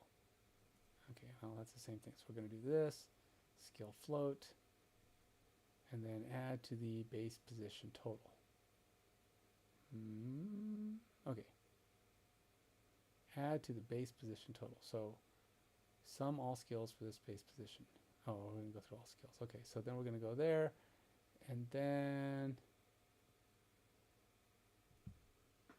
that's fine, but that's not 100. That's building the skill. Now I need to add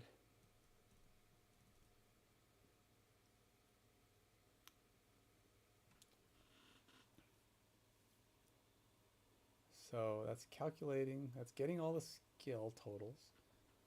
And then we're going to say, okay,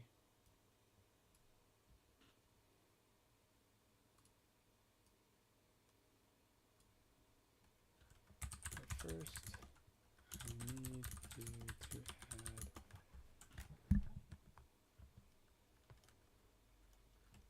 the scaling function.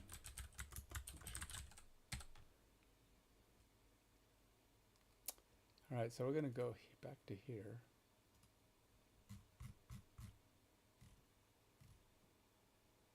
And my scaling function, scale value to range. Stop it.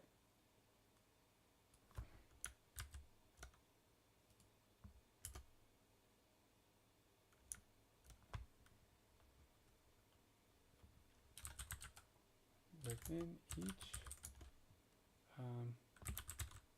base position,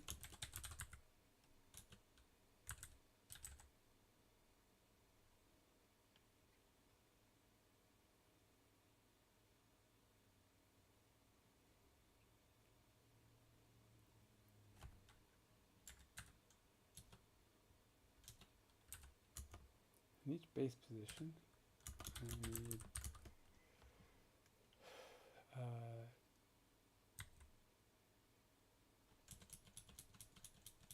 after the total has been calculated, I need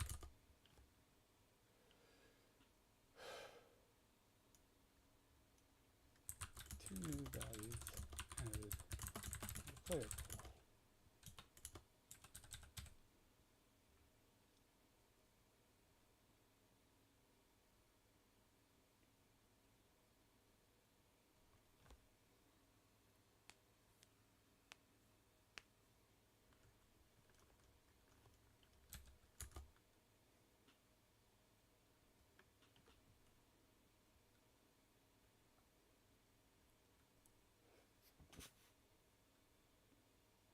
Both values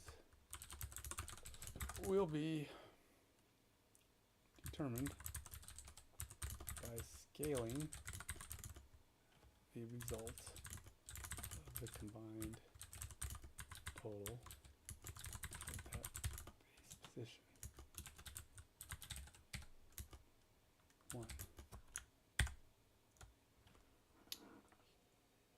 I guess we're going to call this one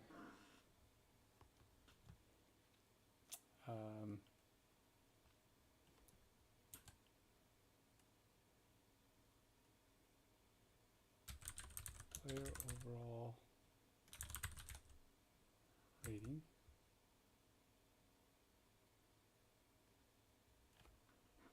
And scale name.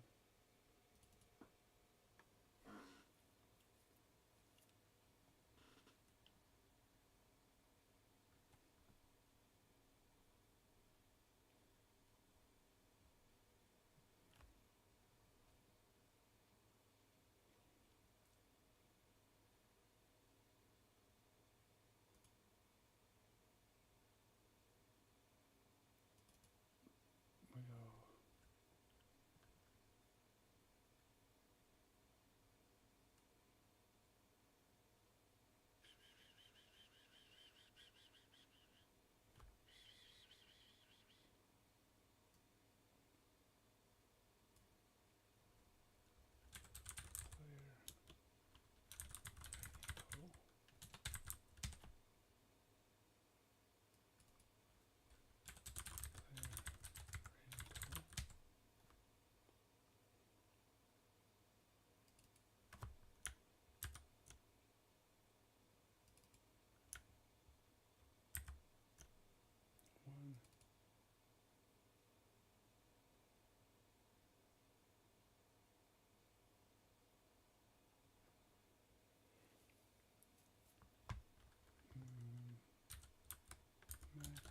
Overall rating.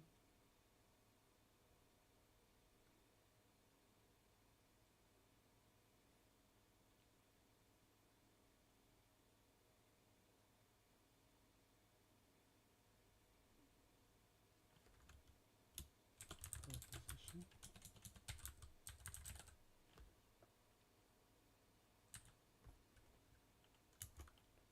2. Put this one in. Oops, nope, not that one. It's going to be this guy.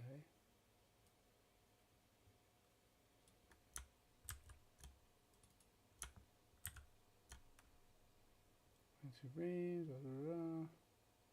cover range.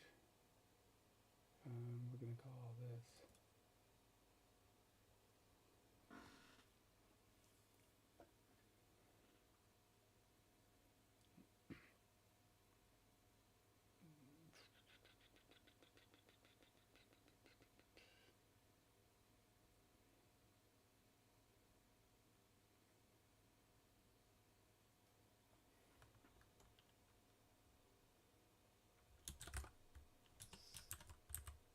scaled overall rating.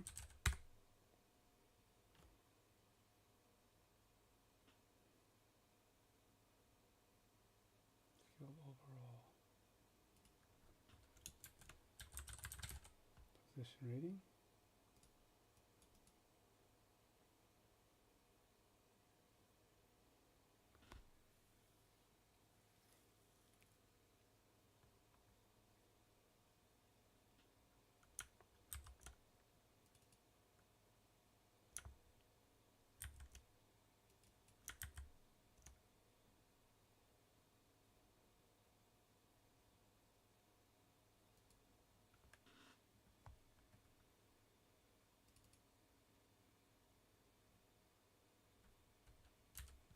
Max position salary.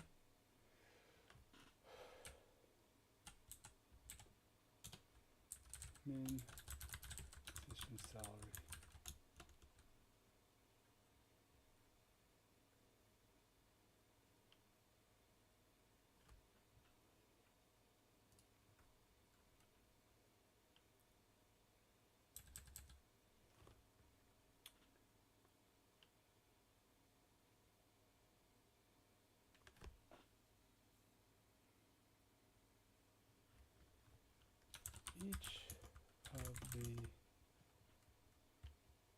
Each of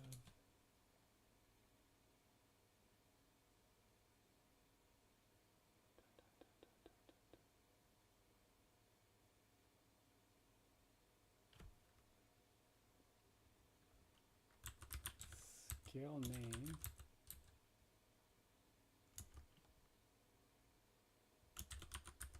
max overall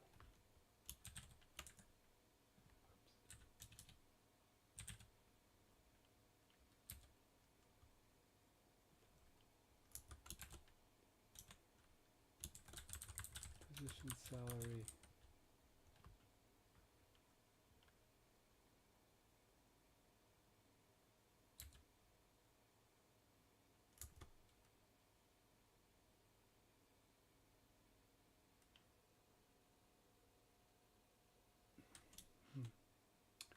Alright, so max overall rating position. Max overall rating. Max position. Or overall. Geez, this is a thing, man. I probably should probably just be typing this. I'm solving it right here and trying to get AI to write it in for me, which is just going to cause me headaches. I could feel it. Overall rating,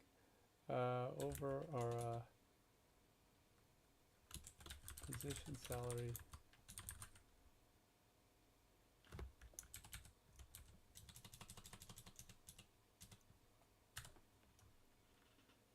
Each of our control variables that I will set, so you will use the get control modifier function in the general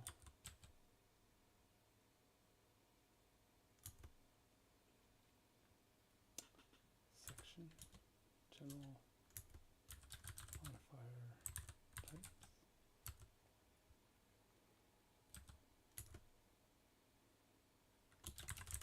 Other values will like big play potential function be defined within each base position to be unique position. All right, let's see how badly it does here. I have a feeling it's going to do really bad. This is going to be really bad. But I want to see what it does. I'm thinking it's going to screw it up, but at the same time, I'm thinking it'll at least put in the stuff, and then I can just go fix it because I'm going to have to. So this is not getting done tonight. This is going to be me tweaking it, adjusting it. And I know what I want in my head. I want it to do the base structures, and I can just go back, read it, and fix it because this just makes sure that it's putting in the garbage I need, and then I don't have to worry about it. So it's doing a bunch. It's cleaning up a bunch. We'll see. Like all this stuff is going to get pulled out, I think. I'm going to probably call it my salary calculator or or put it in the maybe the overall skills calculator because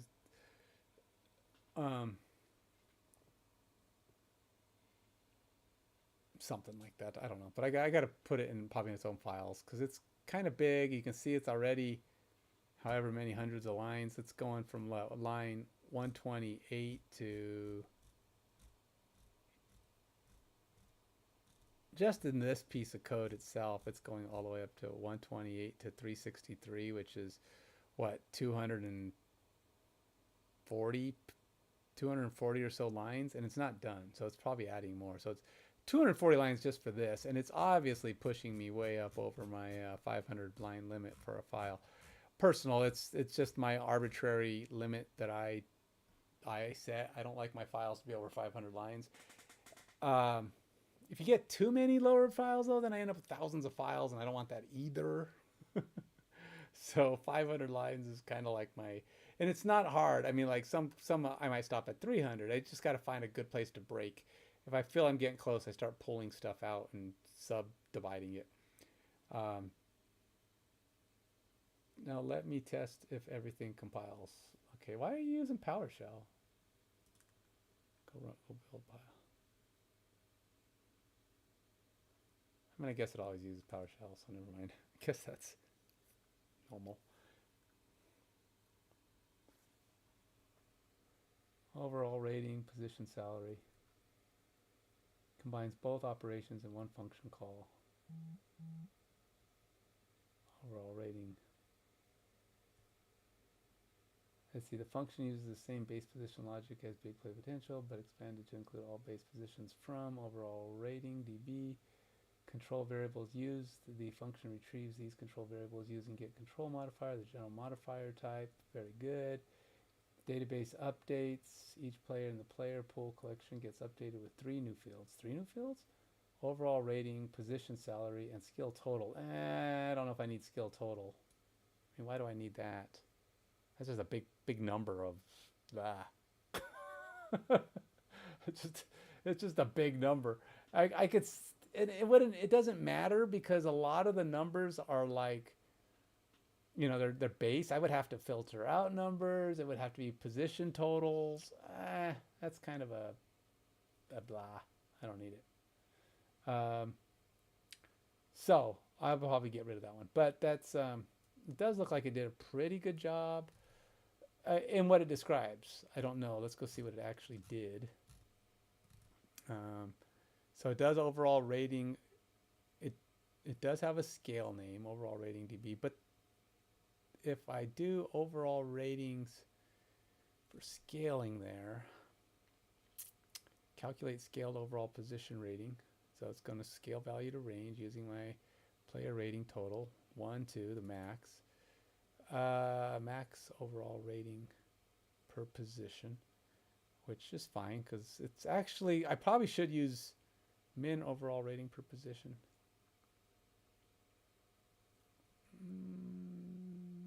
It's actually not per position though.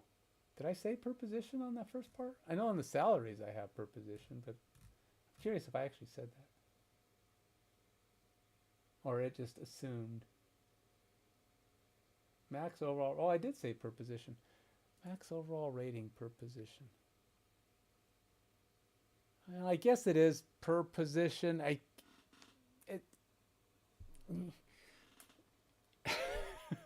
It is per position, but it's more of a just a descriptor that says I use the same max overall for all the positions is what I'm doing.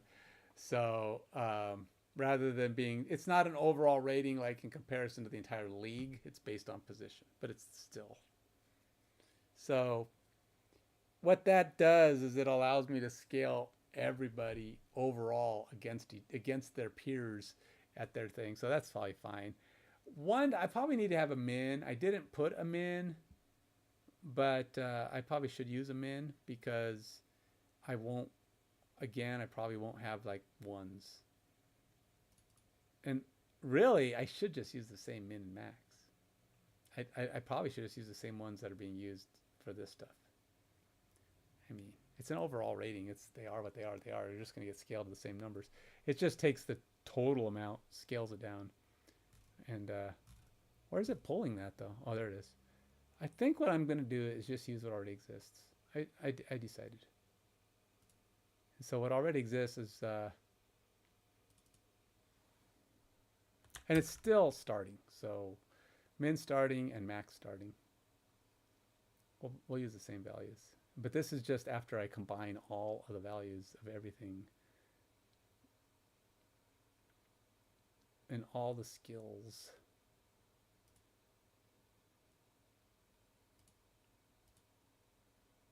So we're going to go here.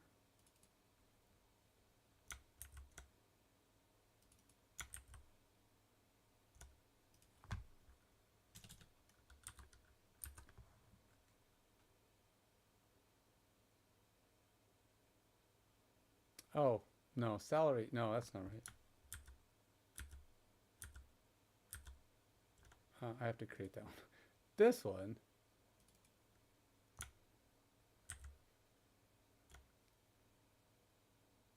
Is supposed to be the same.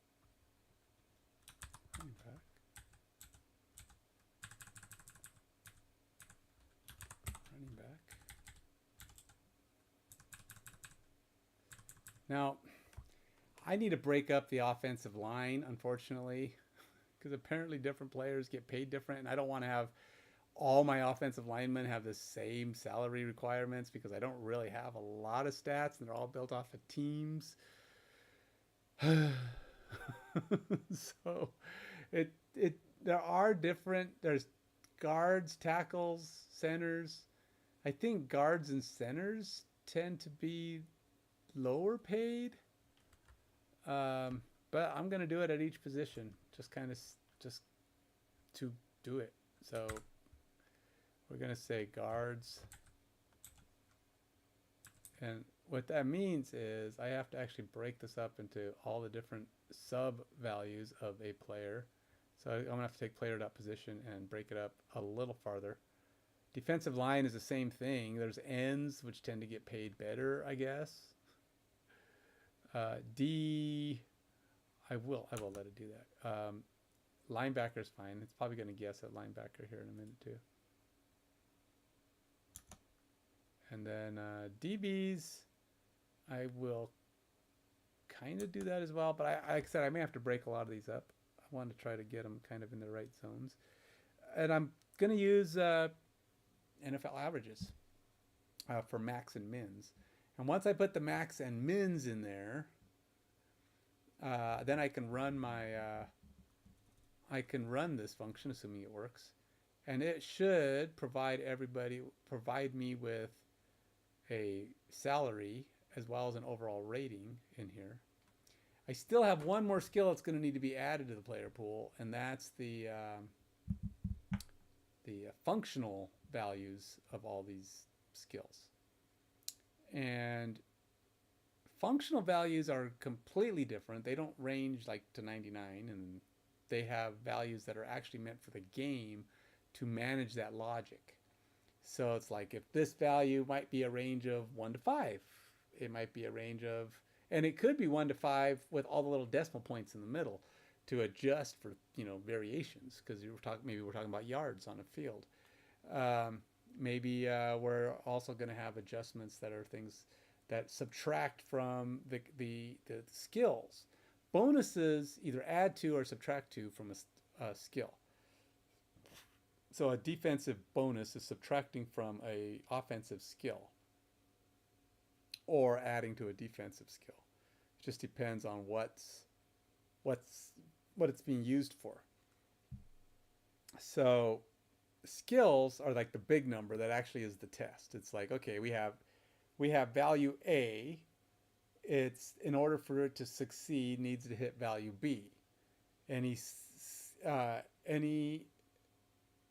So there's going to be like a randomizer, like maybe in some cases I'm trying to break X number or Y number. I'm basically going to be setting it up as almost like a, I don't want to say D&D, but it's kind of like that, where you have a number or you got to beat this number. And I thought about trying to create head-to-head number. Defense rolls to beat offense. So whatever the two skills are, like maybe the offensive guys break tackle, the defensive guy needs to tackle him.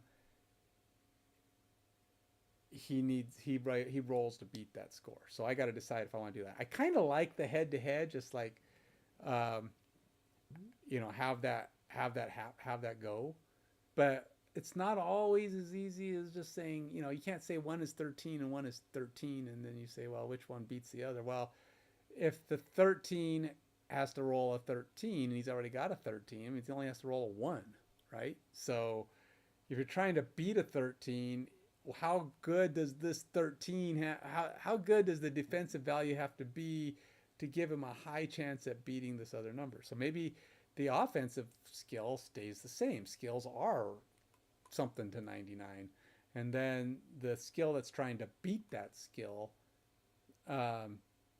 would roll against that. But what's a roll? I mean, what are you rolling? A 100-sided dice?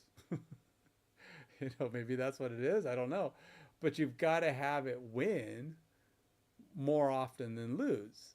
So a tackle happens. They succeed more often than they fail most of the time. I mean, there are times when things are going poorly for a team, and it may not happen that way, but in general, tackles have succeed more than they fail, even with bad teams. Because if they didn't, the other team would score on every play, right?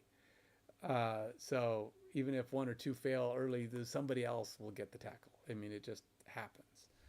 I don't know what the latest break tackle stats are, but they're not huge. I mean, it used to be that they keep track and you get 6 or 7 break tackles, but in the later stats, they're getting better at checking those. Now, I can't use those yet because they don't exist for older seasons, but current seasons, you can see that there's 30, 40, 50, 60 broken tackles by elite running backs.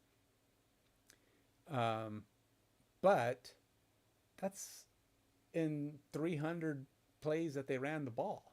Now, sometimes they might get to a position on the field before a tackle attempt is even made, but they're usually going to get tackled. So it is a matter of just trying to get that fine-tuned balance of success. So more often than not, tackles succeed. And I want to try to have random positions go up against each other and say, okay, just scramble all these players together. We'll say take the top 10. Actually, it's probably even fair to say like the top 50 DB or linemen, and have them get the top 50 running backs, and not even 50, top 30 running backs, because they're the ones who play the most, right?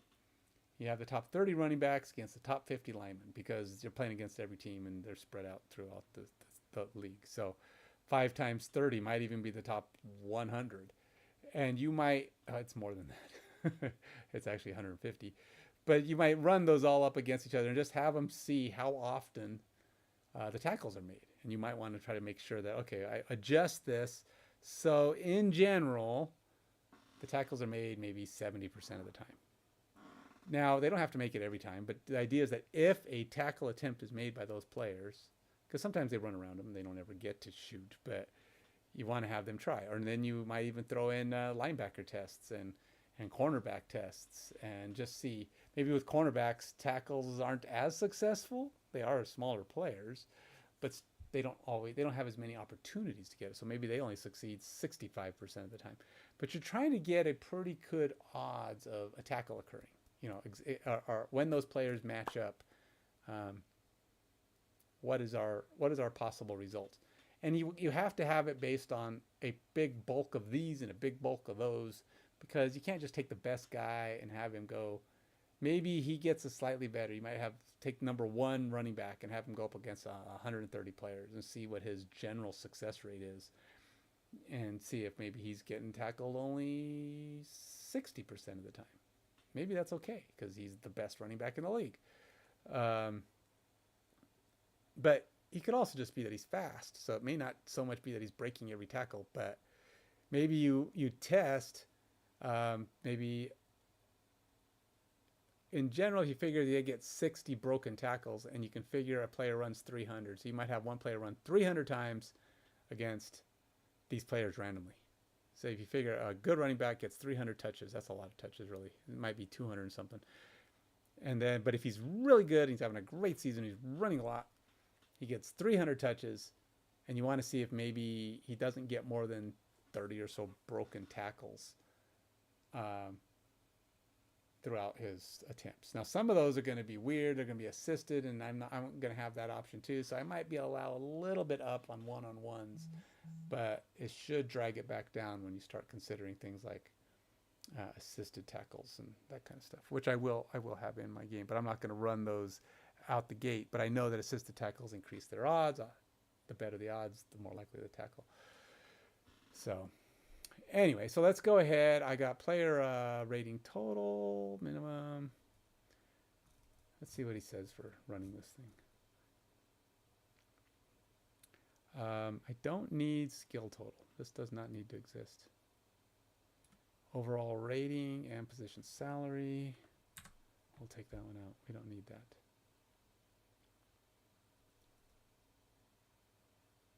And Update the player document with the new calculated values. Failed update player cursor error. I don't even know what this is. Calculate totals and update player ratings. Calculate skill total and update ratings. Calculate skill totals by positions. To only calculate totals. To only update player ratings. Oh, okay. So now I need to go, I'm already using the same values here, so I just need to set up these base salaries. So let's, I'm going to actually break this down. I feel like I need to, I think, I think I may already have something in here. Current elite salary max. Oh yeah. Well, I don't need to have that. I changed. Oh, this is just numbers I can use, but they're not the values I'm going to have in. So we will say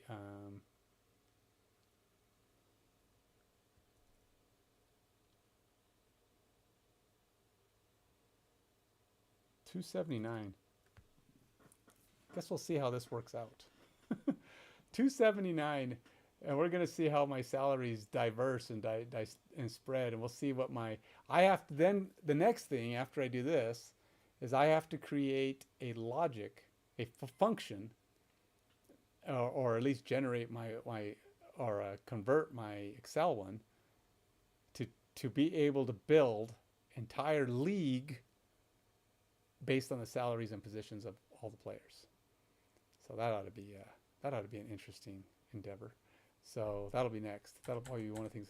I'm getting into the fun stuff. This is the fun mathy stuff. The cool, get all the players to start generating their data, and I'm like, oh, I'm getting excited. I can start comparing data values and having them hit, and have these players do their thing, and I can say, all right, let's see how this running back does against all these players, and the stats just start smacking on each other, and I can have the receivers go up against all these how often do they make the catch when the ball is thrown to them? They should be pretty good, right? I mean, you hope they're not dropping passes. So maybe on different difficulty positions or whatever. I could just try to throw different values at them based on how I'm building the game and see how often they make this catch. It's really just a random value based on whether they're defended or not defended. Pass defense is not it's going to be one of those that goes up against the catch, assuming the player's there. I mean, everything assumes the player is there to make the play. And I'll have things that increase or decrease that based on where the ball is on the field. So maybe the quarterback actually throws it away, so it makes it more difficult to defend, which lowers the defender's defense capability. So it kind of cancels out a little bit. So even though the defender can do something, maybe he won't be able to because he's not as good at it. So, I mean, in the exact position, it'll be really hard for the offensive player to catch. So I can adjust and tweak and have certain things happen. So like in prime position, he's just out in the open. How many times does he make the catch? Elite players make the catch most of the time, assuming it's catchable. Because there are situations where the ball's not going to be where it needs to be. You just want to test for general success, expecting the best players to make those catches 99% of the time. But you still want them to fail. And then the worst players might drop 7% or 3% or 10% of their passes just because they're getting too many of them, and that's why they're not the starter.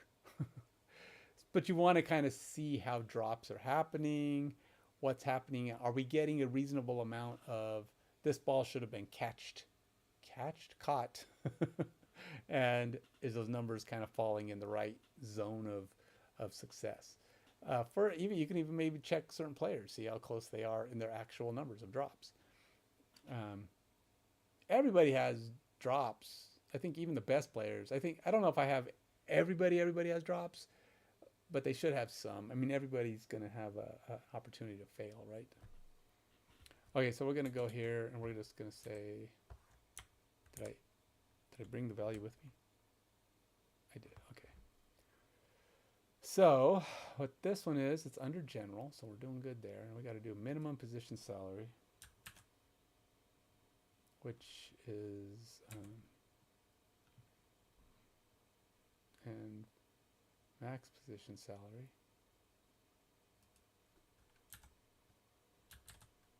But that's not what I named it. Why did it do that? Oh, it's there. So it's min QB salary. We'll do QB first, I guess. And I'm going to try to transfer all these values below here. QB salary.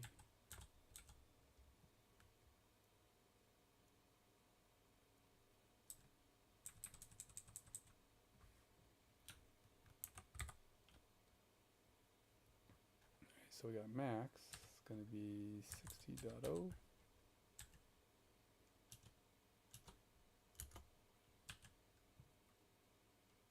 Equals 35. Seems kind of low. Oh, that's an elite minimum. That's rookies. Huh.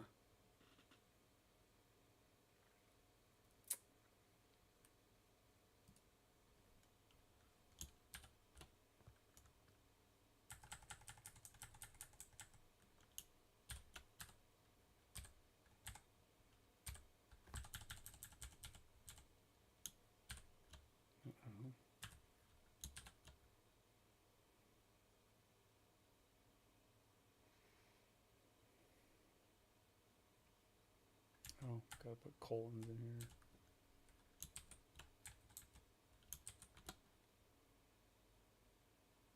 Oh, no equal signs either. Jeez.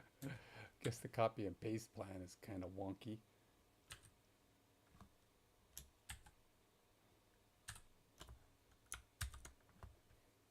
All right, so we got to do QB,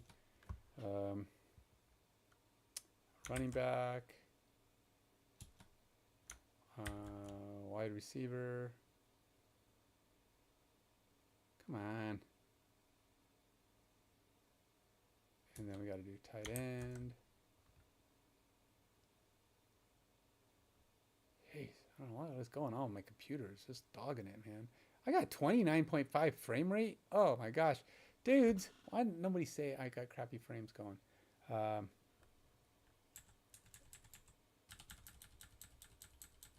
That's why everything's wonky. What do I got going? Well, I don't even know what I'm running that would be driving me down right now. I don't have that much going on. I don't even have extra. I mean, really, I just don't have that much. It's just having a bad day. Darn computer.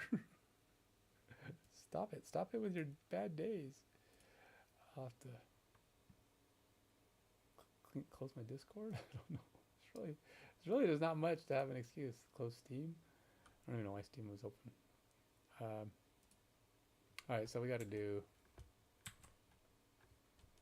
RB. Oh gosh, dang it. RB. Got wide receiver. Wide receiver. Tight end. Tight end. And then, so my running back should be an elite running backs only getting 21. Jeez. 21. Wide receiver 41. Wow.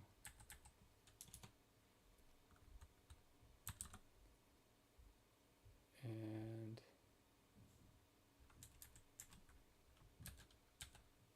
oops.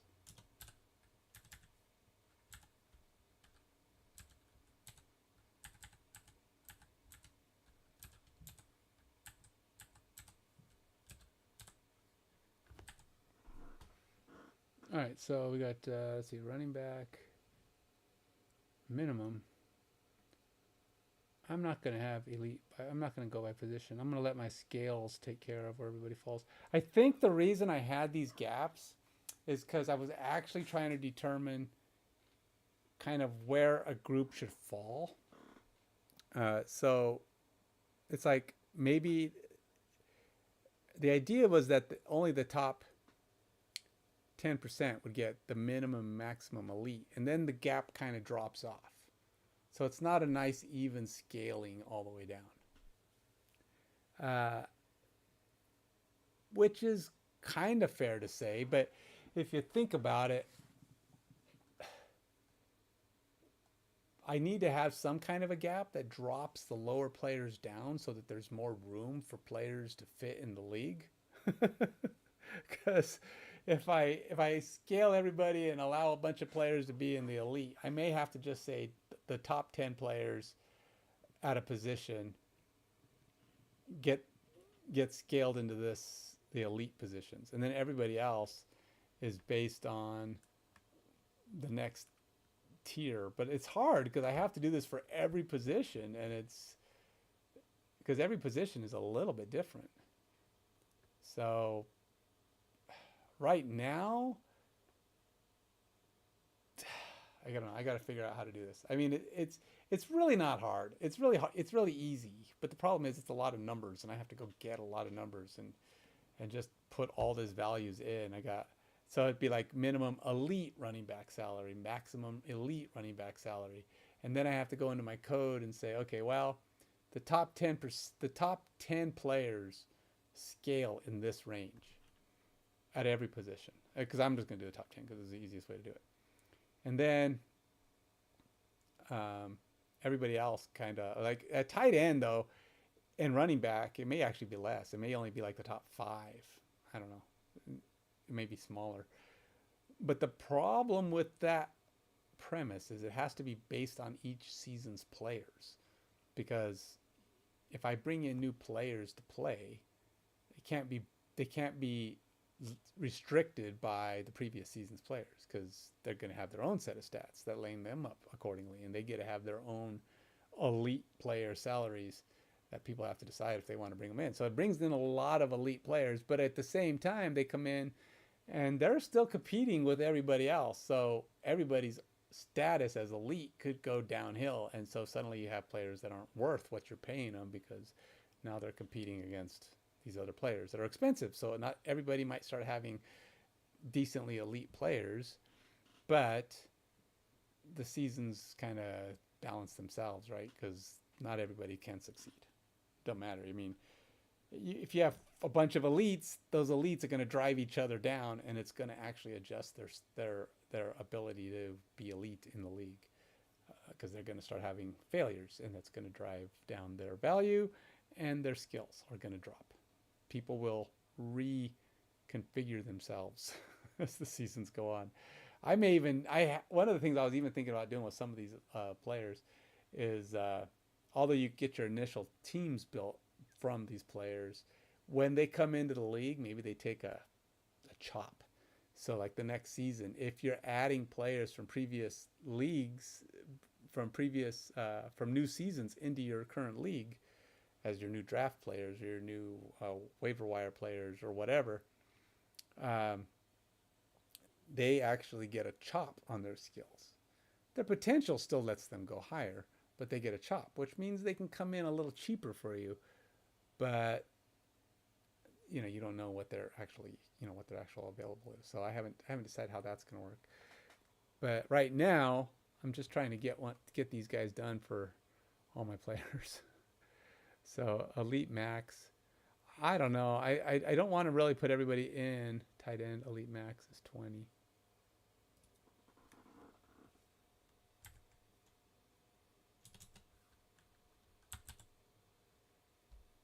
And do I have a league minimum for everybody? League minimum salary by experience.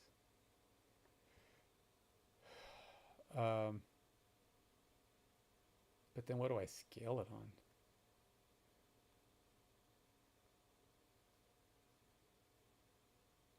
I could do something like that. I could just use league minimum salary and let everybody scale from the league minimum based on their experience all the way up to a value that's maybe 10% drop. So if you're 60, now the 10% drop wouldn't be good. Well, 10% drop from the minimum would be 35. So you'd go from a possible 35 to a max of,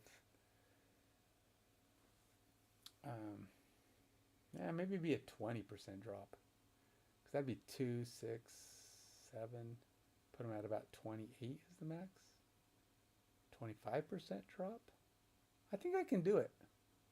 If I take a nice solid 25% drop from elite status for everybody,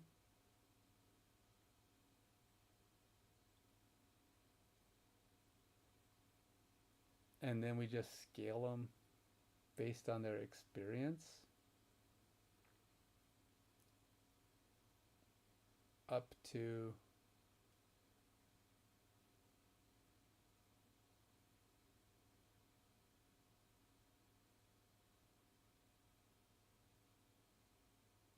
that could be tricky.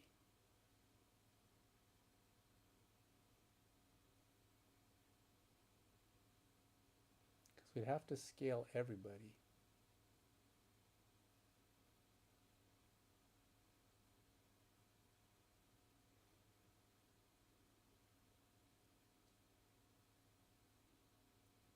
What I'd probably do is scale them all at the rookie 795 up, but based on experience, I will up their salaries. That's what I'll probably do.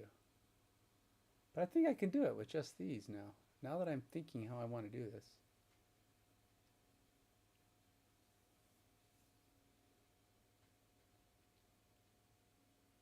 So I would have to do something like,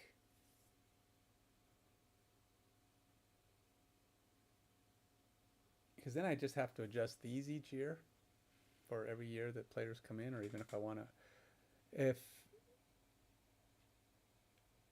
yeah, I think I can do this. I think I can do it, man. I'm pretty sure I can do it. I'm pretty sure. I'm getting it in my head. It's coming together very nicely.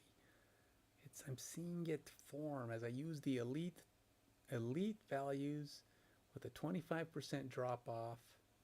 So let's do that. I'm gonna do this. I'm gonna use the elite values, take a 25% drop, or I'll use a variable that says this is my drop off to make it. I'm not gonna do the drop by each position immediately, but we'll do a basic drop, 25% for everybody, and then maybe I can create one for individual players. Like I might do a per position drop, and then it's going to rate for those positions from the rookie minimum, from the rookie value all the way up to that position's drop off value, and then I will give whatever based on, then I will edit or update that salary to their experience value. I think I like it. I've got the formula in my head. It's 10:48. I don't really want to spend too much more time because I do got to sleep. But one of the things is I'm starting to feel like I'm getting close. Once I get all these parts, I can actually go into my UI now. Yay, I get to do UI and start building out the page that's going to display their salary and the players and just start showing stuff, letting things kind of visually start to render itself again, and go in, updating the next state of my game. Start generating a league and a team and start doing all that. And it's more and more stuff that's starting to become reality as all this stuff is finally taking shape. I think I'm close to getting stuff to finally start taking shape. Am I realistically still going to get a demo by the end of September? No, probably not. But I'm still thinking October's realistic. I would love to get a demo out. I do have to take a detour for a day or two. I have another thing I need to work on a little bit, but we'll see. But I'm really starting to feel I've got something going here. We're going to go to 60-35 now that I've got a feel for how I'm doing this. We're going to go running back is max 35-21. Oh, wait a minute. Oh, no, it's min. I have my, I'm doing these backwards. I'm actually going to delete this once I've got it in place, but just I just need to see these numbers. Okay, so this will be easier. So I got 35, 60, 6. Wow, really? 6 and 21. So this is 6. And then we got wide receiver. It's 23. You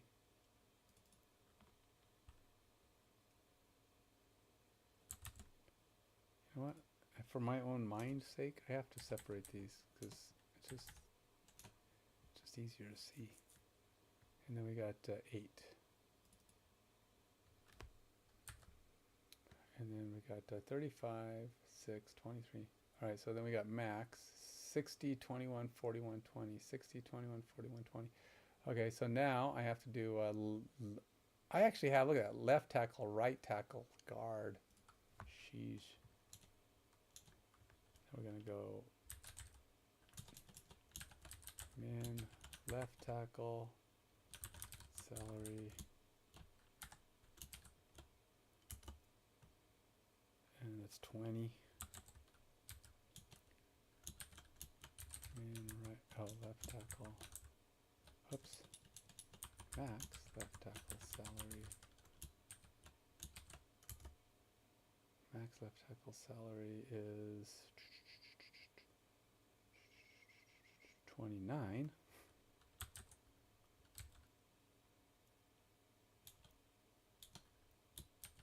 And we got min, right tackle. So I'm doing all of them, man. Hopefully I have some of this position information. Right tackle's 18. I will have it, and then if I don't have them defined as that, then, well, I'll have to come up with something else. Right tackle salary is 27. I'm hoping AI will kick in and figure out what I'm doing. But it doesn't seem to be getting there. Min, guard, salary is 17.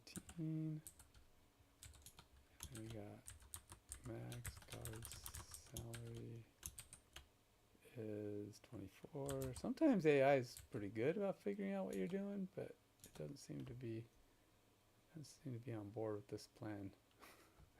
It's a little too obscure for it. Min, center salary.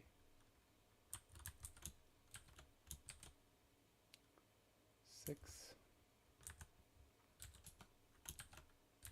Min, or max, center salary. 18. And we got defensive end, defensive line, min DE salary.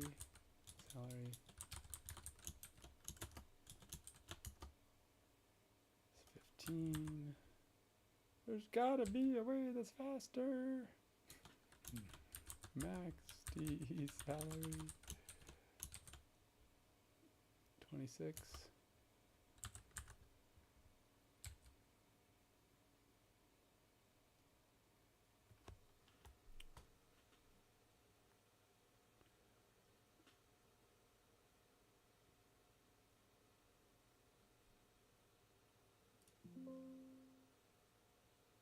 All right, fine, whatever.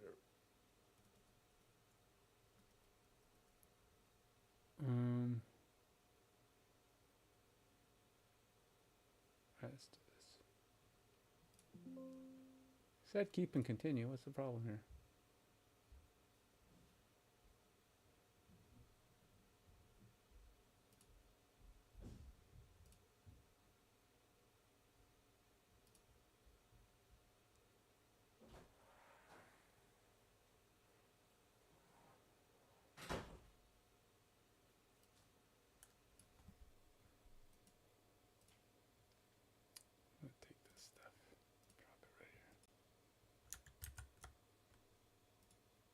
Doesn't seem interested in letting me do a new. Jeez. It's my. How long have I been going on it? 2 hours and 46 minutes. So much for a. Oops. No. I am, but I'm going to stop in a minute. What do you need to do? I was going to try and run Yeah, go for it. a little bit. No worries. I need to be signing off here shortly anyway.